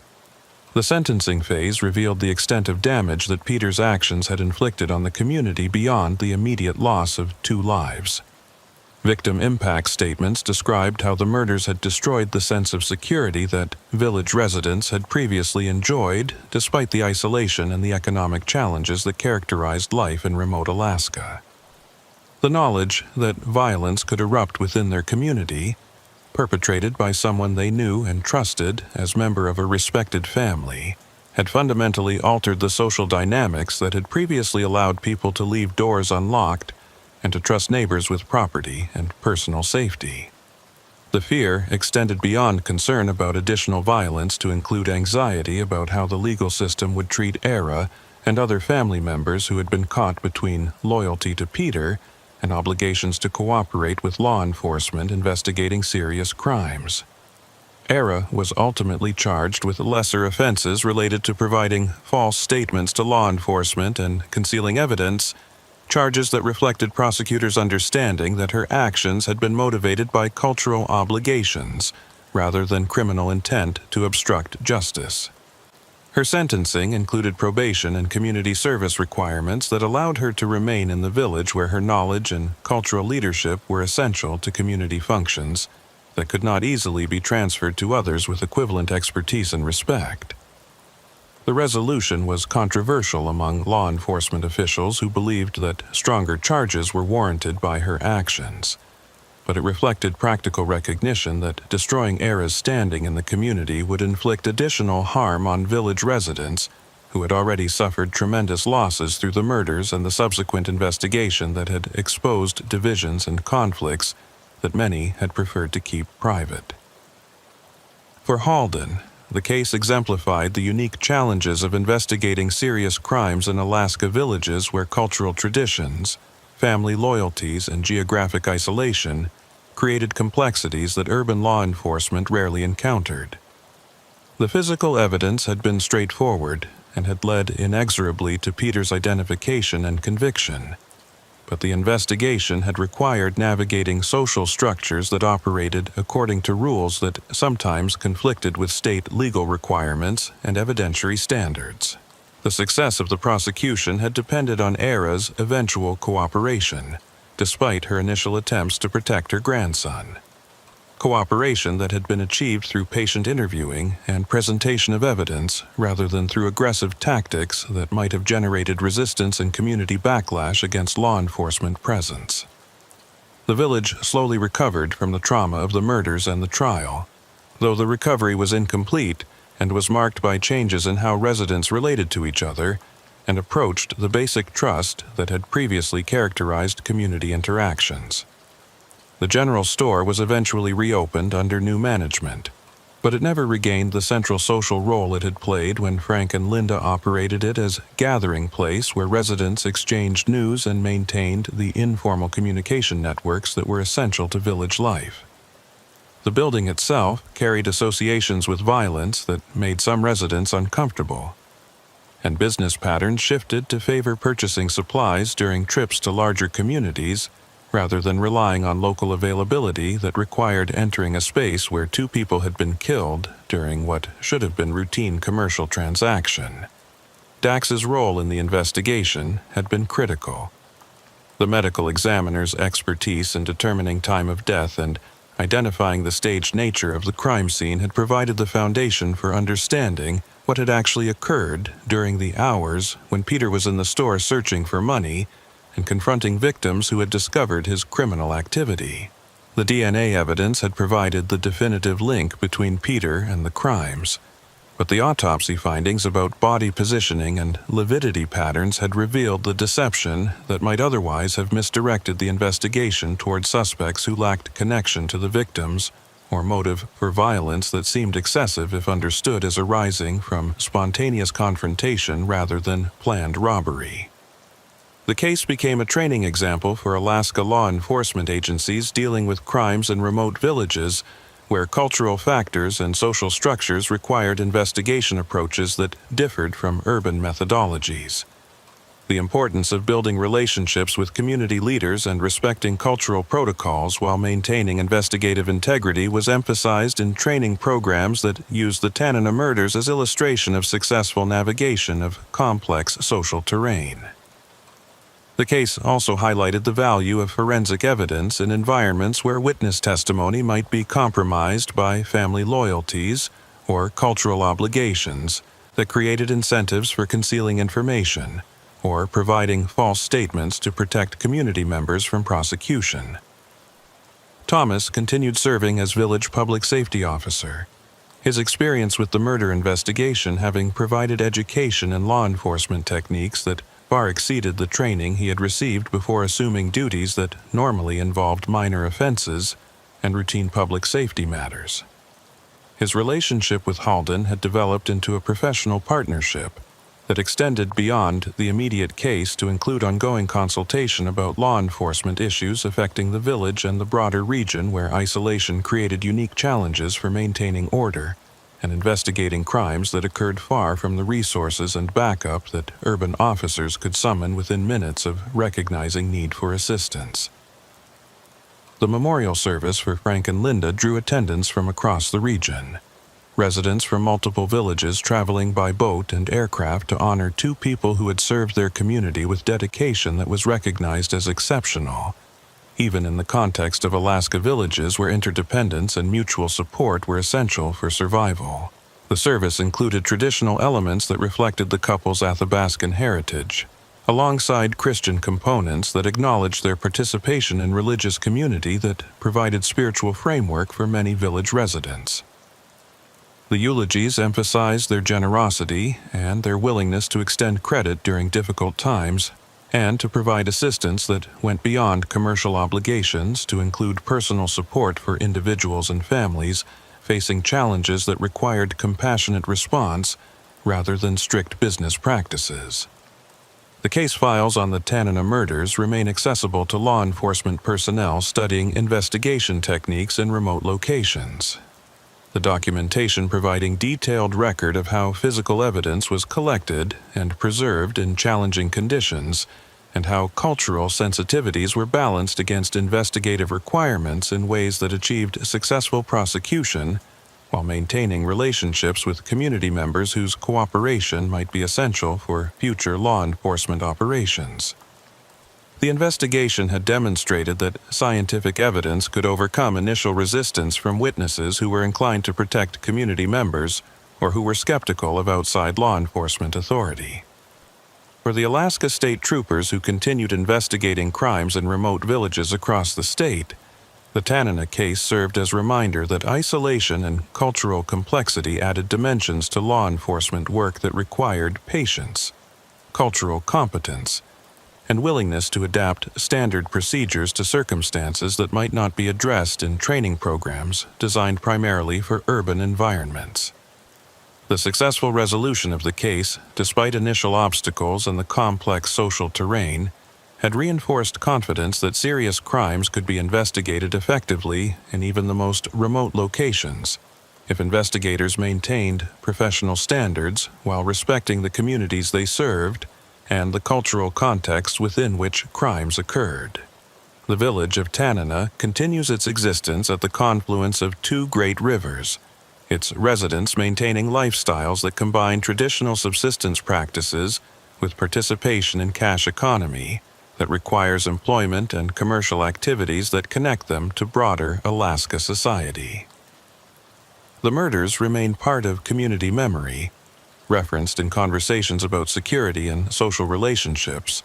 but gradually being integrated into the longer history of a village that has survived numerous challenges over generations of occupation in an environment that tests human endurance and social cohesion. The general store operates under different ownership, but continues providing essential services, its role in the community having evolved to reflect changed relationships and the awareness that violence can emerge from unexpected sources within small communities where everyone knows everyone, and trust is both essential and potentially dangerous when extended to individuals whose personal struggles might overcome social obligations and moral restraints. The trial had exposed realities about drug addiction and economic pressure affecting young Alaska natives that many community members had preferred not to acknowledge publicly,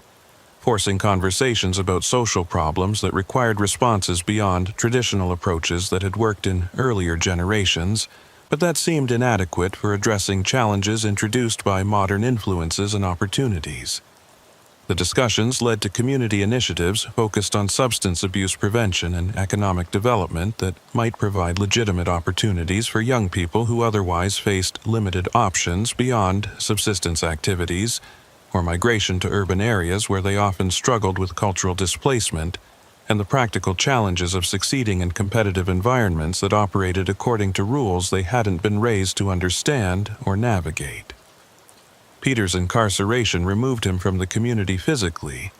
but not from the social networks that continued to include him in considerations of family obligations and cultural identity that persisted despite his criminal actions and the harm he had inflicted on respected community members. His mother and grandmother maintained contact through prison visitation programs and correspondence that kept family relationships intact even as Peter served a sentence that would extend for decades and would prevent his return to the village until he had aged beyond the years when he might have contributed to community life and participated in the subsistence activities that defined much of village existence. The family's struggle with balancing loyalty to Peter against recognition of the gravity of his crimes reflected broader community tensions about how to address serious criminal behavior by members of tight-knit societies where exile or permanent separation was historically rare, and where rehabilitation and reintegration were traditional responses to wrongdoing. Halden returned to Tanana periodically for follow-up investigations and to maintain the professional relationships that had developed during the murder investigation, his presence in the village having shifted from that of outside authority, imposing external legal standards, to something closer to trusted consultant who understood community dynamics and could be approached for guidance when situations arose that required balancing tribal sovereignty against state law enforcement jurisdiction. The evolution of his role reflected the investment of time and cultural sensitivity that the murder investigation had required, building trust that extended beyond the immediate case to create ongoing partnership between state troopers and village leadership that benefited both law enforcement effectiveness and community well-being. The long-term impacts of the case extended to policy discussions at the state level about how to provide adequate law enforcement services to remote villages where isolation created vulnerabilities that urban communities rarely experienced, and where response times to serious crimes could be measured in hours or days rather than the minutes that characterized support available in populated areas. The Tanana murders had demonstrated that even small villages could experience violent crimes that required sophisticated investigation techniques and forensic resources that were available only through coordination with state and federal agencies willing to commit the time and expense necessary to pursue cases in locations where every aspect of law enforcement work was complicated by distance, weather, and cultural factors that required careful navigation. The case also influenced training programs for village public safety officers who served as first responders in remote communities and who needed skills that went beyond basic law enforcement to include cultural mediation, emergency medical response, and the ability to secure crime scenes in ways that would preserve evidence until state troopers or federal investigators could arrive to conduct detailed examinations. Thomas's experience during the Tanana investigation had revealed gaps in training that were subsequently addressed through enhanced programs that prepared village officers for the complex situations they might encounter while working alone in communities where backup was distant, and where decisions made during initial response could determine whether serious crimes would ultimately be solved through prosecution or would remain open cases that eroded community confidence in law enforcement effectiveness. The relationship between ERA and law enforcement remained complicated years after the case concluded. Her cooperation having been essential to solving the murders, but her initial attempts to protect her grandson having created tensions that required time and continued positive interactions to overcome. She gradually resumed her role as community leader and cultural authority, her knowledge and experience being too valuable to the village for her to be permanently marginalized by actions that many residents understood, even if they couldn't fully condone the choices she had made when confronted with the conflict between family loyalty and legal obligations. Her participation in community discussions about preventing future violence and addressing substance abuse demonstrated that she had processed the tragedy in ways that led to constructive engagement rather than defensive withdrawal from leadership responsibilities. The murders had also revealed the extent to which drug addiction and gambling debts affected young Alaska natives who moved between village and urban environments, struggling to maintain cultural connections while participating in cash economy that often led to lifestyle choices and financial pressures that were foreign to traditional subsistence patterns. Peter's pathway to violence had been paved by decisions that began with recreational drug use and casual gambling, but that escalated to dependencies that consumed resources faster than legitimate employment could provide, creating desperation that ultimately led to the robbery attempt that ended in double homicide. The recognition that his trajectory was not unique among young people facing similar cultural and economic tensions led to prevention programs that attempted to address root causes rather than simply responding to criminal behavior after it occurred. The village's general store, now operated by a cooperative that included multiple families rather than a single proprietor, implemented security measures that would have seemed paranoid in earlier times, but that reflected the changed reality of a community that had learned that violence could emerge from within its own population. Cameras monitored the commercial space. Cash was deposited nightly at a secure location outside the building, and closing procedures required two people rather than the single individual approach that Frank and Linda had used during their years of operation. The changes were practical responses to demonstrated vulnerabilities, but they also represented loss of the casual trust that had previously characterized village life, and that many older residents mourned as they adapted to new protocols that emphasized security over the openness that had defined community interactions. The justice system's handling of ERA's role in the case became a precedent for subsequent situations where family members were caught between cultural obligations and legal requirements to cooperate with investigations of serious crimes. Prosecutors developed guidelines that acknowledged the validity of cultural factors, while maintaining that obstruction of justice could not be completely excused by appeals to tradition or kinship loyalty. The balance remained difficult to achieve in practice, requiring case-by-case assessment of motivations, the severity of underlying crimes, and the degree to which family members had actively participated in concealment versus simply failing to volunteer information that might incriminate relatives. The Tanana case provided a framework that recognized cultural context while establishing that certain actions crossed thresholds that required prosecution, even when sympathetic circumstances might support lenient treatment. The forensic evidence that had been decisive in Peter's conviction continued to serve investigative purposes years after the trial, when DNA database expansions allowed comparison with evidence from unsolved crimes in other jurisdictions. Peter's genetic profile was entered into national systems where it could be compared against evidence from cases across the country, creating the possibility that his DNA might link him to other offenses committed before the Tanana murders, or that patterns in his criminal behavior might provide insights into similar cases where perpetrators remained unidentified. The expanding use of genetic evidence represented technological advancement that was transforming law enforcement capabilities, but that also raised privacy concerns that were particularly acute in Alaska Native communities where collective rights and individual privacy existed in tension that required ongoing negotiation. The isolation that had made the Tanana investigation challenging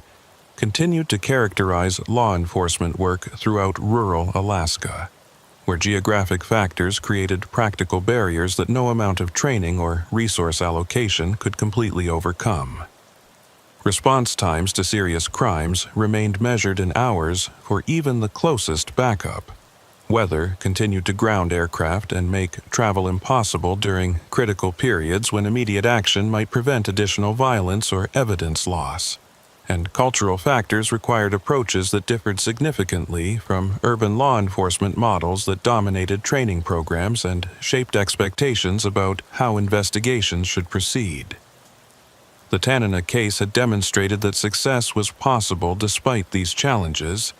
but it had also reinforced awareness that each rural investigation required adaptation and patience that tested the capabilities of even experienced troopers who understood the unique demands of Alaska law enforcement.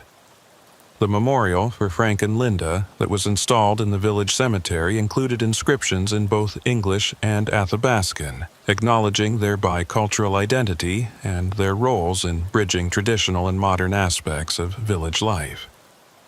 The memorial became a gathering place for community events that honored not only the couple's memory but also the broader commitment to maintaining social cohesion, despite the traumas that periodically tested village resilience. The annual memorial service evolved to include discussions about preventing violence and supporting families dealing with addiction or economic stress, transforming remembrance into active engagement with the issues that had contributed to the tragedy and that continued to affect community members who struggled with similar pressures that had overwhelmed Peter. For law enforcement personnel across Alaska, the Tanana case remained a reference point for discussions about investigating serious crimes in remote locations where every aspect of standard procedure required modification to accommodate circumstances that urban officers rarely encountered. The case files were studied for insights into evidence collection under challenging conditions, interviewing techniques that respected cultural protocols while obtaining necessary information, and coordination between different agencies and jurisdictions that brought complementary capabilities to investigations that exceeded the resources available to any single organization. The successful prosecution had demonstrated that rural cases could meet evidentiary standards that would survive appellate review, but it had also shown the extensive effort required to achieve results that might be accomplished more easily in urban settings where resources and expertise were readily available. The Yukon River continued its eternal flow past the village, carrying water from distant mountains to the sea, and serving as highway for subsistence activities and commercial traffic that connected Tanana to the broader river system that had supported human occupation for thousands of years. The river's constancy provided counterpoint to the human dramas that unfolded along its banks, reminding residents that their individual tragedies occurred within larger temporal and geographic contexts, that diminished the significance of events that seemed overwhelming when experienced directly. The perspective offered by the river's indifference was both comforting and troubling, suggesting that healing would come with time, but also that the community's struggles registered barely at all in the natural systems that would continue regardless of human presence or absence. The case's resolution had brought closure in the legal sense, with Peter convicted and sentenced for crimes that had been proven beyond reasonable doubt through physical evidence and investigative work that had overcome initial obstacles and cultural complexities. But emotional and social closure remained incomplete for many village residents who continued processing the reality that someone they had known since childhood had killed two respected community members during a robbery that reflected desperation and poor judgment rather than calculated evil. The ongoing struggle to reconcile Peter's actions with memories of the child and young man he had been before addiction and debt created pressures that he lacked the resources or support to manage effectively demonstrated that justice system outcomes provided only partial resolution to traumas that affected entire communities and that required healing processes that extended far beyond courtroom proceedings. The distress call came through on a frequency that hadn't been active in 17 years, crackling with interference that suggested transmission equipment operating far beyond its intended service life.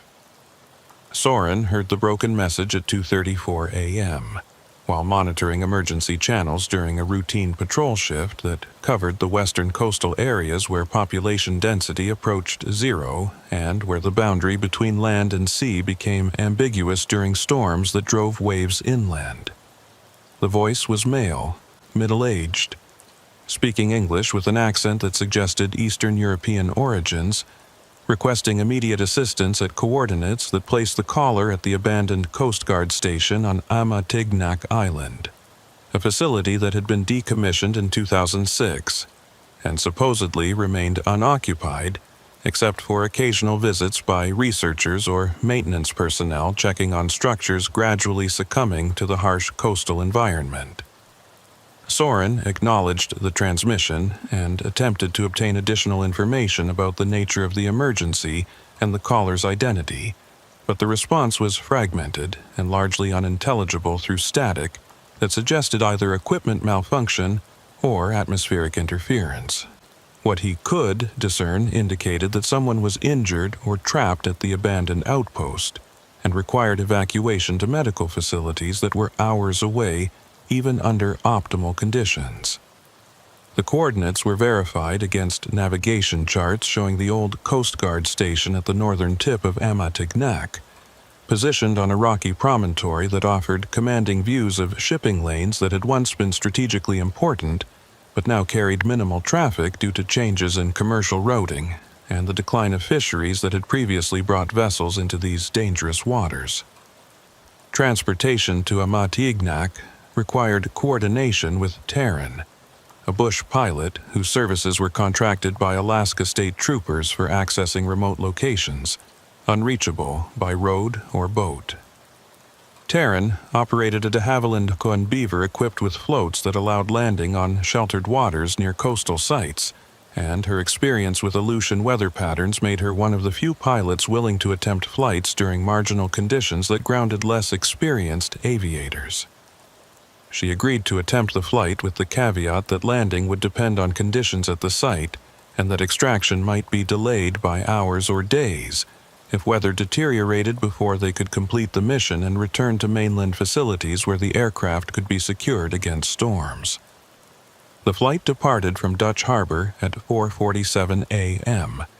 navigating through darkness that was absolute except for the aircraft's navigation lights and occasional glimpses of white water, marking reefs or shallow areas where waves broke with force that could destroy vessels or aircraft that miscalculated approach vectors. Taryn flew using instruments supplemented by her mental map of the coastline and its hazards, occasionally dropping altitude to verify position against landmarks barely visible through the darkness and sea spray that coated the windscreen and reduced visibility to feet rather than miles. Soren occupied the co-pilot seat but contributed nothing to navigation beyond monitoring GPS coordinates and confirming their course remained aligned with the destination. Amatignac emerged from darkness as a darker mass against black ocean, its presence confirmed more by the change in wave patterns and the sound of surf against rocky shores than by visual distinction.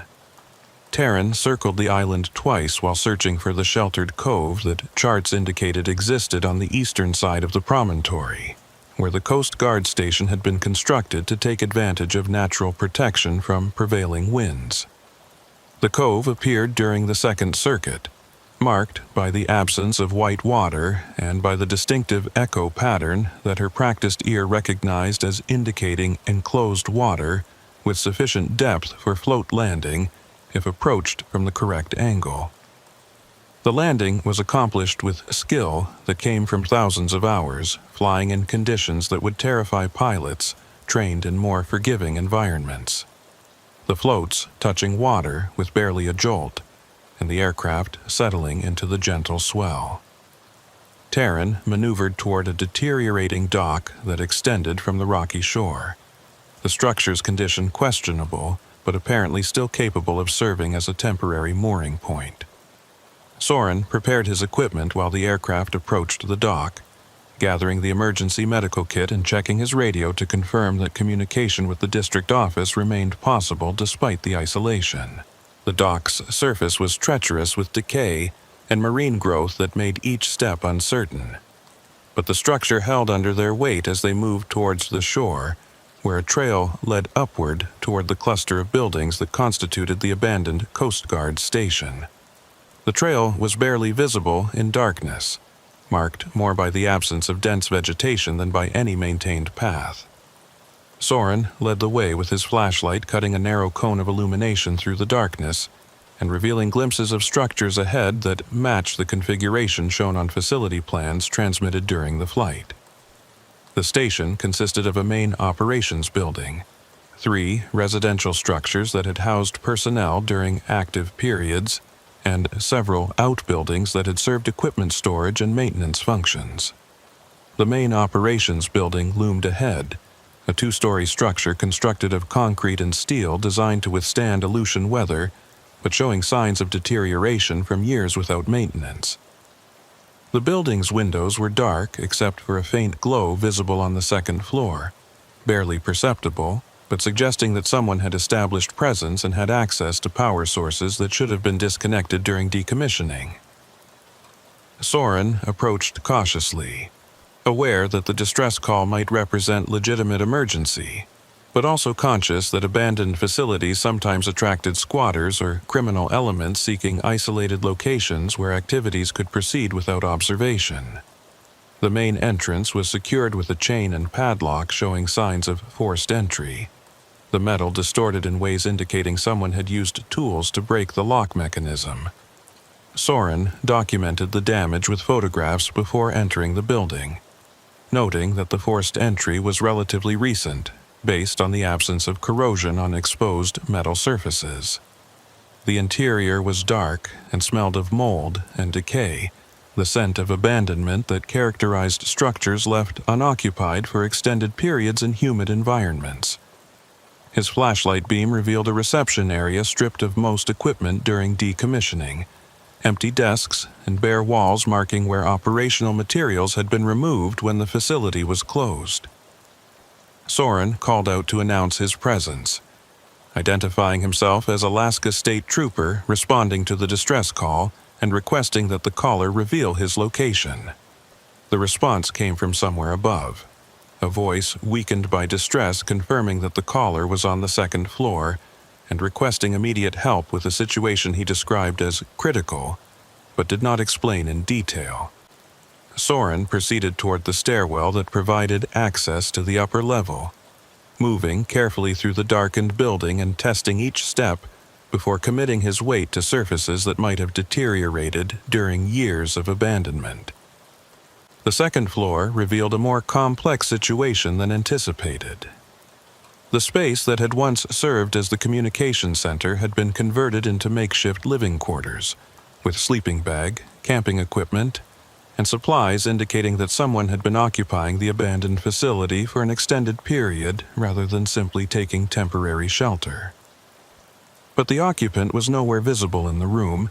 and the source of the voice that had responded to Soren's announcement remained unclear despite the confined space that should have made concealment impossible. Soren's attention was drawn to communication equipment occupying one corner of the room, a collection of devices that appeared to be a mixture of original Coast Guard systems and more recent additions suggesting someone had been attempting to restore or supplement the facility's transmission capabilities. The equipment was powered by a portable generator that Soren could hear running somewhere in the building, the sound barely audible through thick walls but distinctive enough to confirm that electrical power was available and being used to operate systems that should have been permanently disabled.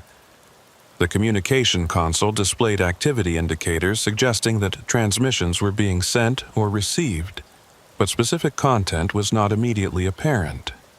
A closer examination of communication logs revealed the disturbing fact that equipment had been transmitting actively for several weeks, sending messages on frequencies monitored by maritime traffic and emergency services across a broad geographic area. The logs showed patterns inconsistent with emergency distress calls, instead suggesting regular scheduled communications with recipients whose identities were not recorded, but whose response patterns indicated coordination beyond simple acknowledgement. Soren photographed the equipment while attempting to understand what purpose the abandoned outpost was serving for whoever had established this unauthorized communication operation. The voice called out again, this time from a different location within the building, the sound seeming to originate from below rather than from the second floor.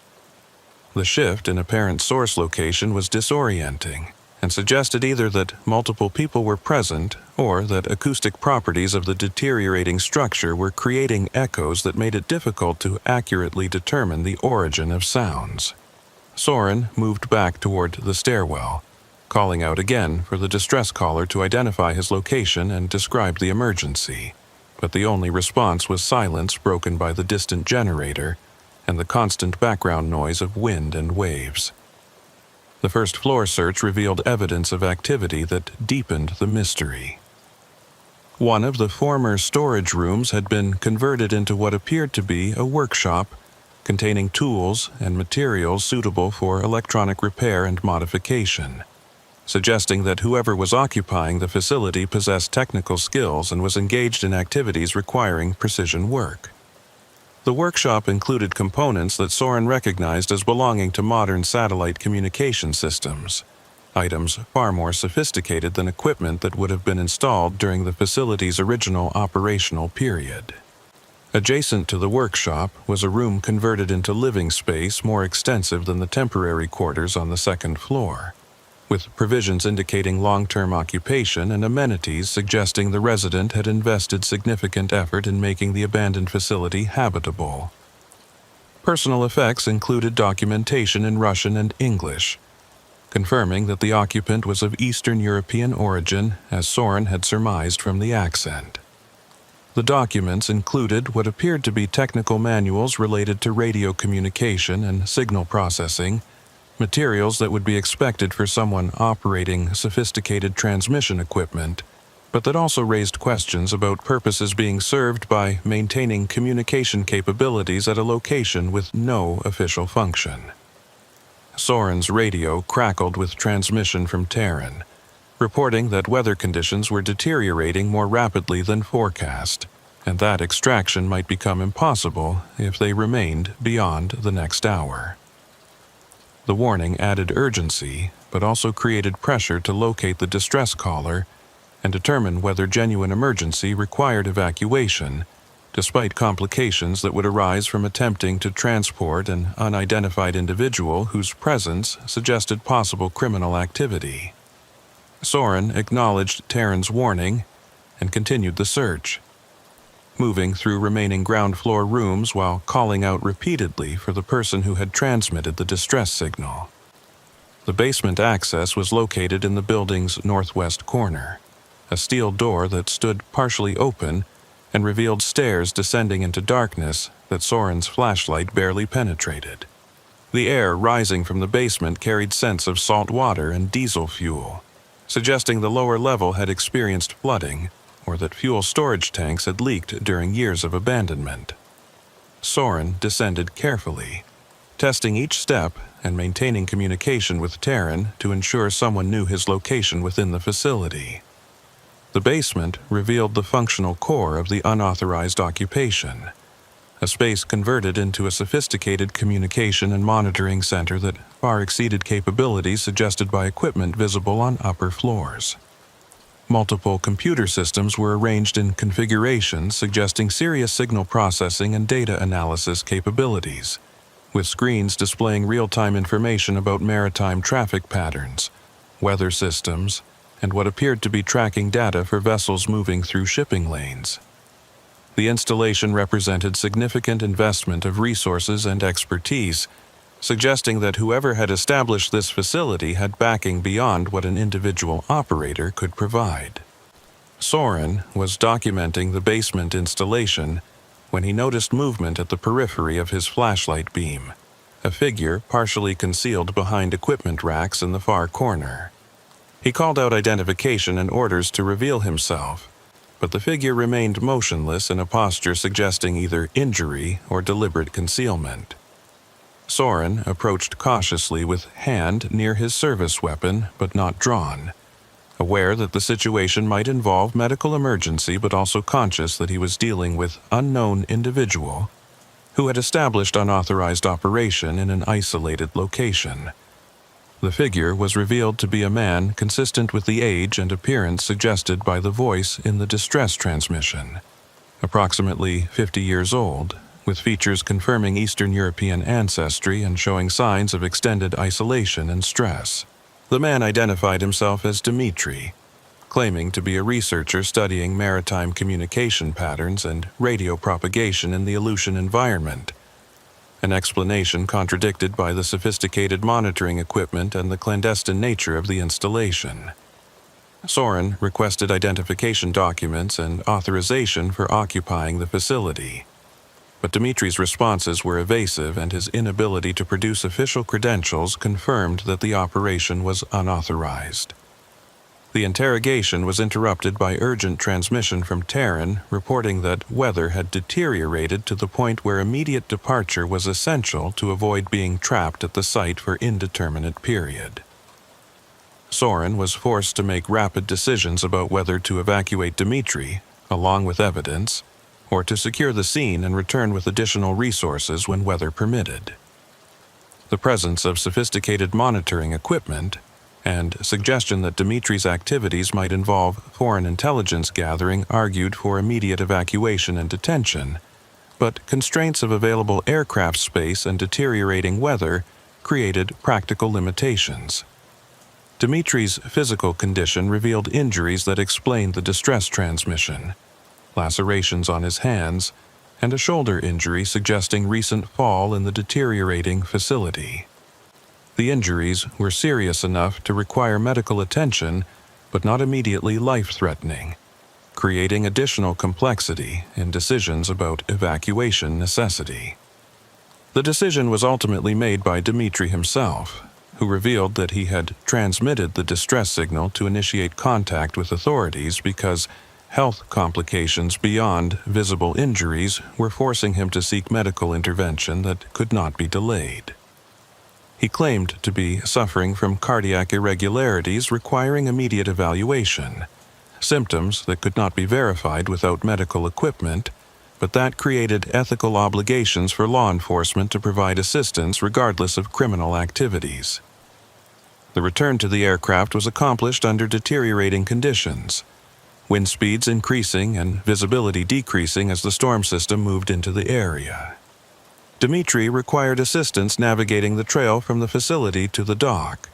his injuries and apparent cardiac issues limiting his mobility and requiring support that delayed progress. Taryn had the aircraft prepared for immediate departure, having monitored their approach and made decisions about engine warm-up that would minimize time between boarding and takeoff. The takeoff was the most challenging phase. Wind gusts creating turbulence that affected the aircraft's stability on water and complicated the acceleration run needed to achieve flying speed before reaching the limits of the sheltered cove. Taryn managed the departure with skill that reflected extensive experience, the aircraft lifting off just as they reached the cove's outer boundary and entering turbulent air.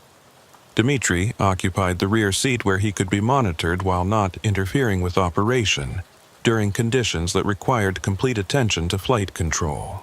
The flight back to Dutch Harbor took longer than the outbound journey due to headwinds and route deviations necessary to avoid the worst of the weather. Soren used the flight time to conduct preliminary interview with Dmitri, attempting to understand the nature of the operation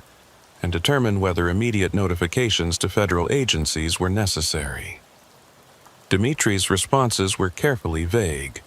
acknowledging that his presence was unauthorized, but characterizing his activities as private research rather than intelligence gathering that the sophisticated equipment suggested.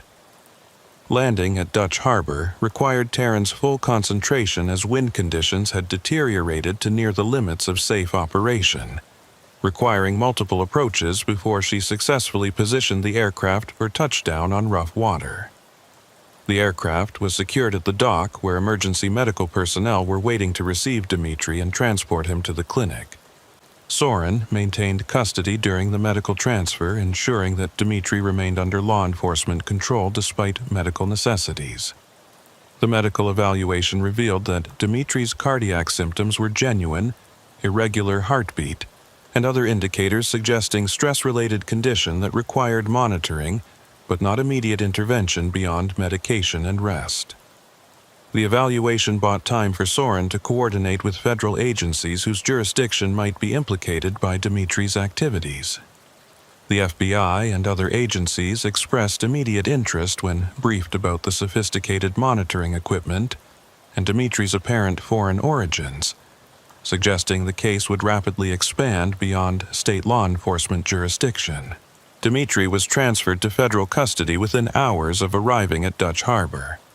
the decision reflecting consensus among agencies that his activities likely involved violations of federal statutes and potentially compromised national security interests.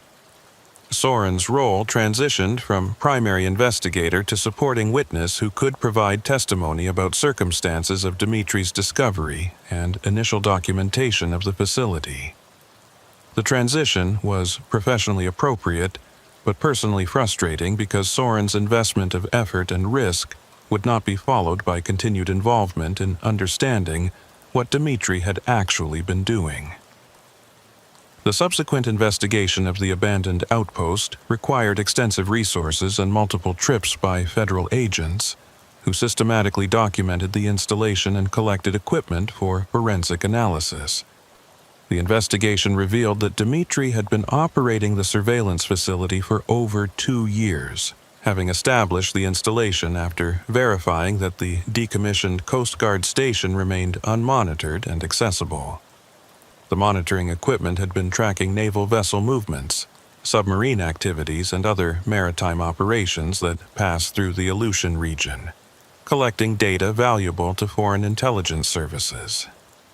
The evidence suggested that Dmitri had been operating as contractor for foreign intelligence services, providing surveillance data in exchange for financial compensation that had allowed him to sustain the isolated operation and acquire sophisticated equipment necessary for effective monitoring.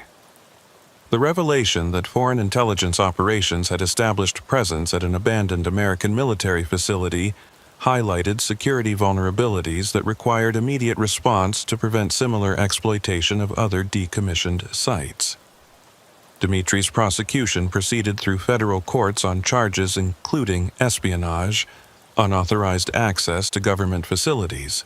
and violations of communication regulations. His defense attempted to characterize his activities as passive monitoring that did not involve active collection of classified information, but prosecution successfully demonstrated that the data he had been gathering included operational details about American naval movements that were valuable for intelligence purposes. The conviction was secured through testimony from naval intelligence personnel who explained the significance of patterns that Dmitri had been tracking. For Soren, the case represented one of the strangest investigations of his career, beginning with a distress call on an obsolete frequency and ending with exposure of a sophisticated foreign intelligence operation that had been functioning undetected for years. The fact that Dmitri had ultimately summoned law enforcement suggested that health concerns had overcome his commitment to maintaining the clandestine operation, creating the opportunity for discovery that might otherwise have been delayed indefinitely. The abandoned Coast Guard station was eventually demolished by military personnel who determined that leaving the structure intact presented unacceptable security risks given its demonstrated vulnerability to unauthorized occupation. The demolition was accompanied by enhanced surveillance of other decommissioned facilities in the Aleutian chain, with periodic inspections and monitoring systems designed to detect any attempts to establish similar unauthorized operations. The measures represented closing of a vulnerability that Dmitri's operation had exposed,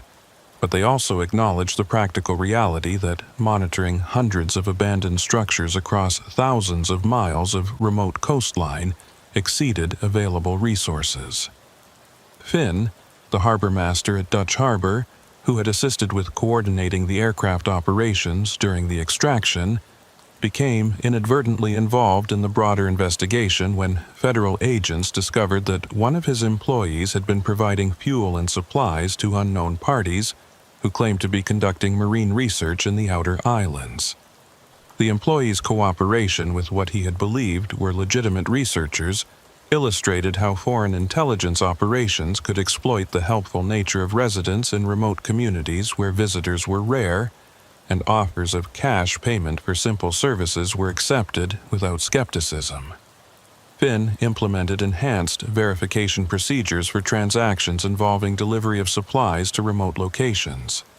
requiring documentation and advance coordination with authorities before providing support that might inadvertently facilitate unauthorized activities. The case became a training example for law enforcement personnel operating in remote regions where abandoned infrastructure might be exploited by criminal organizations or foreign intelligence services seeking locations that offered strategic advantages while remaining beyond routine official oversight.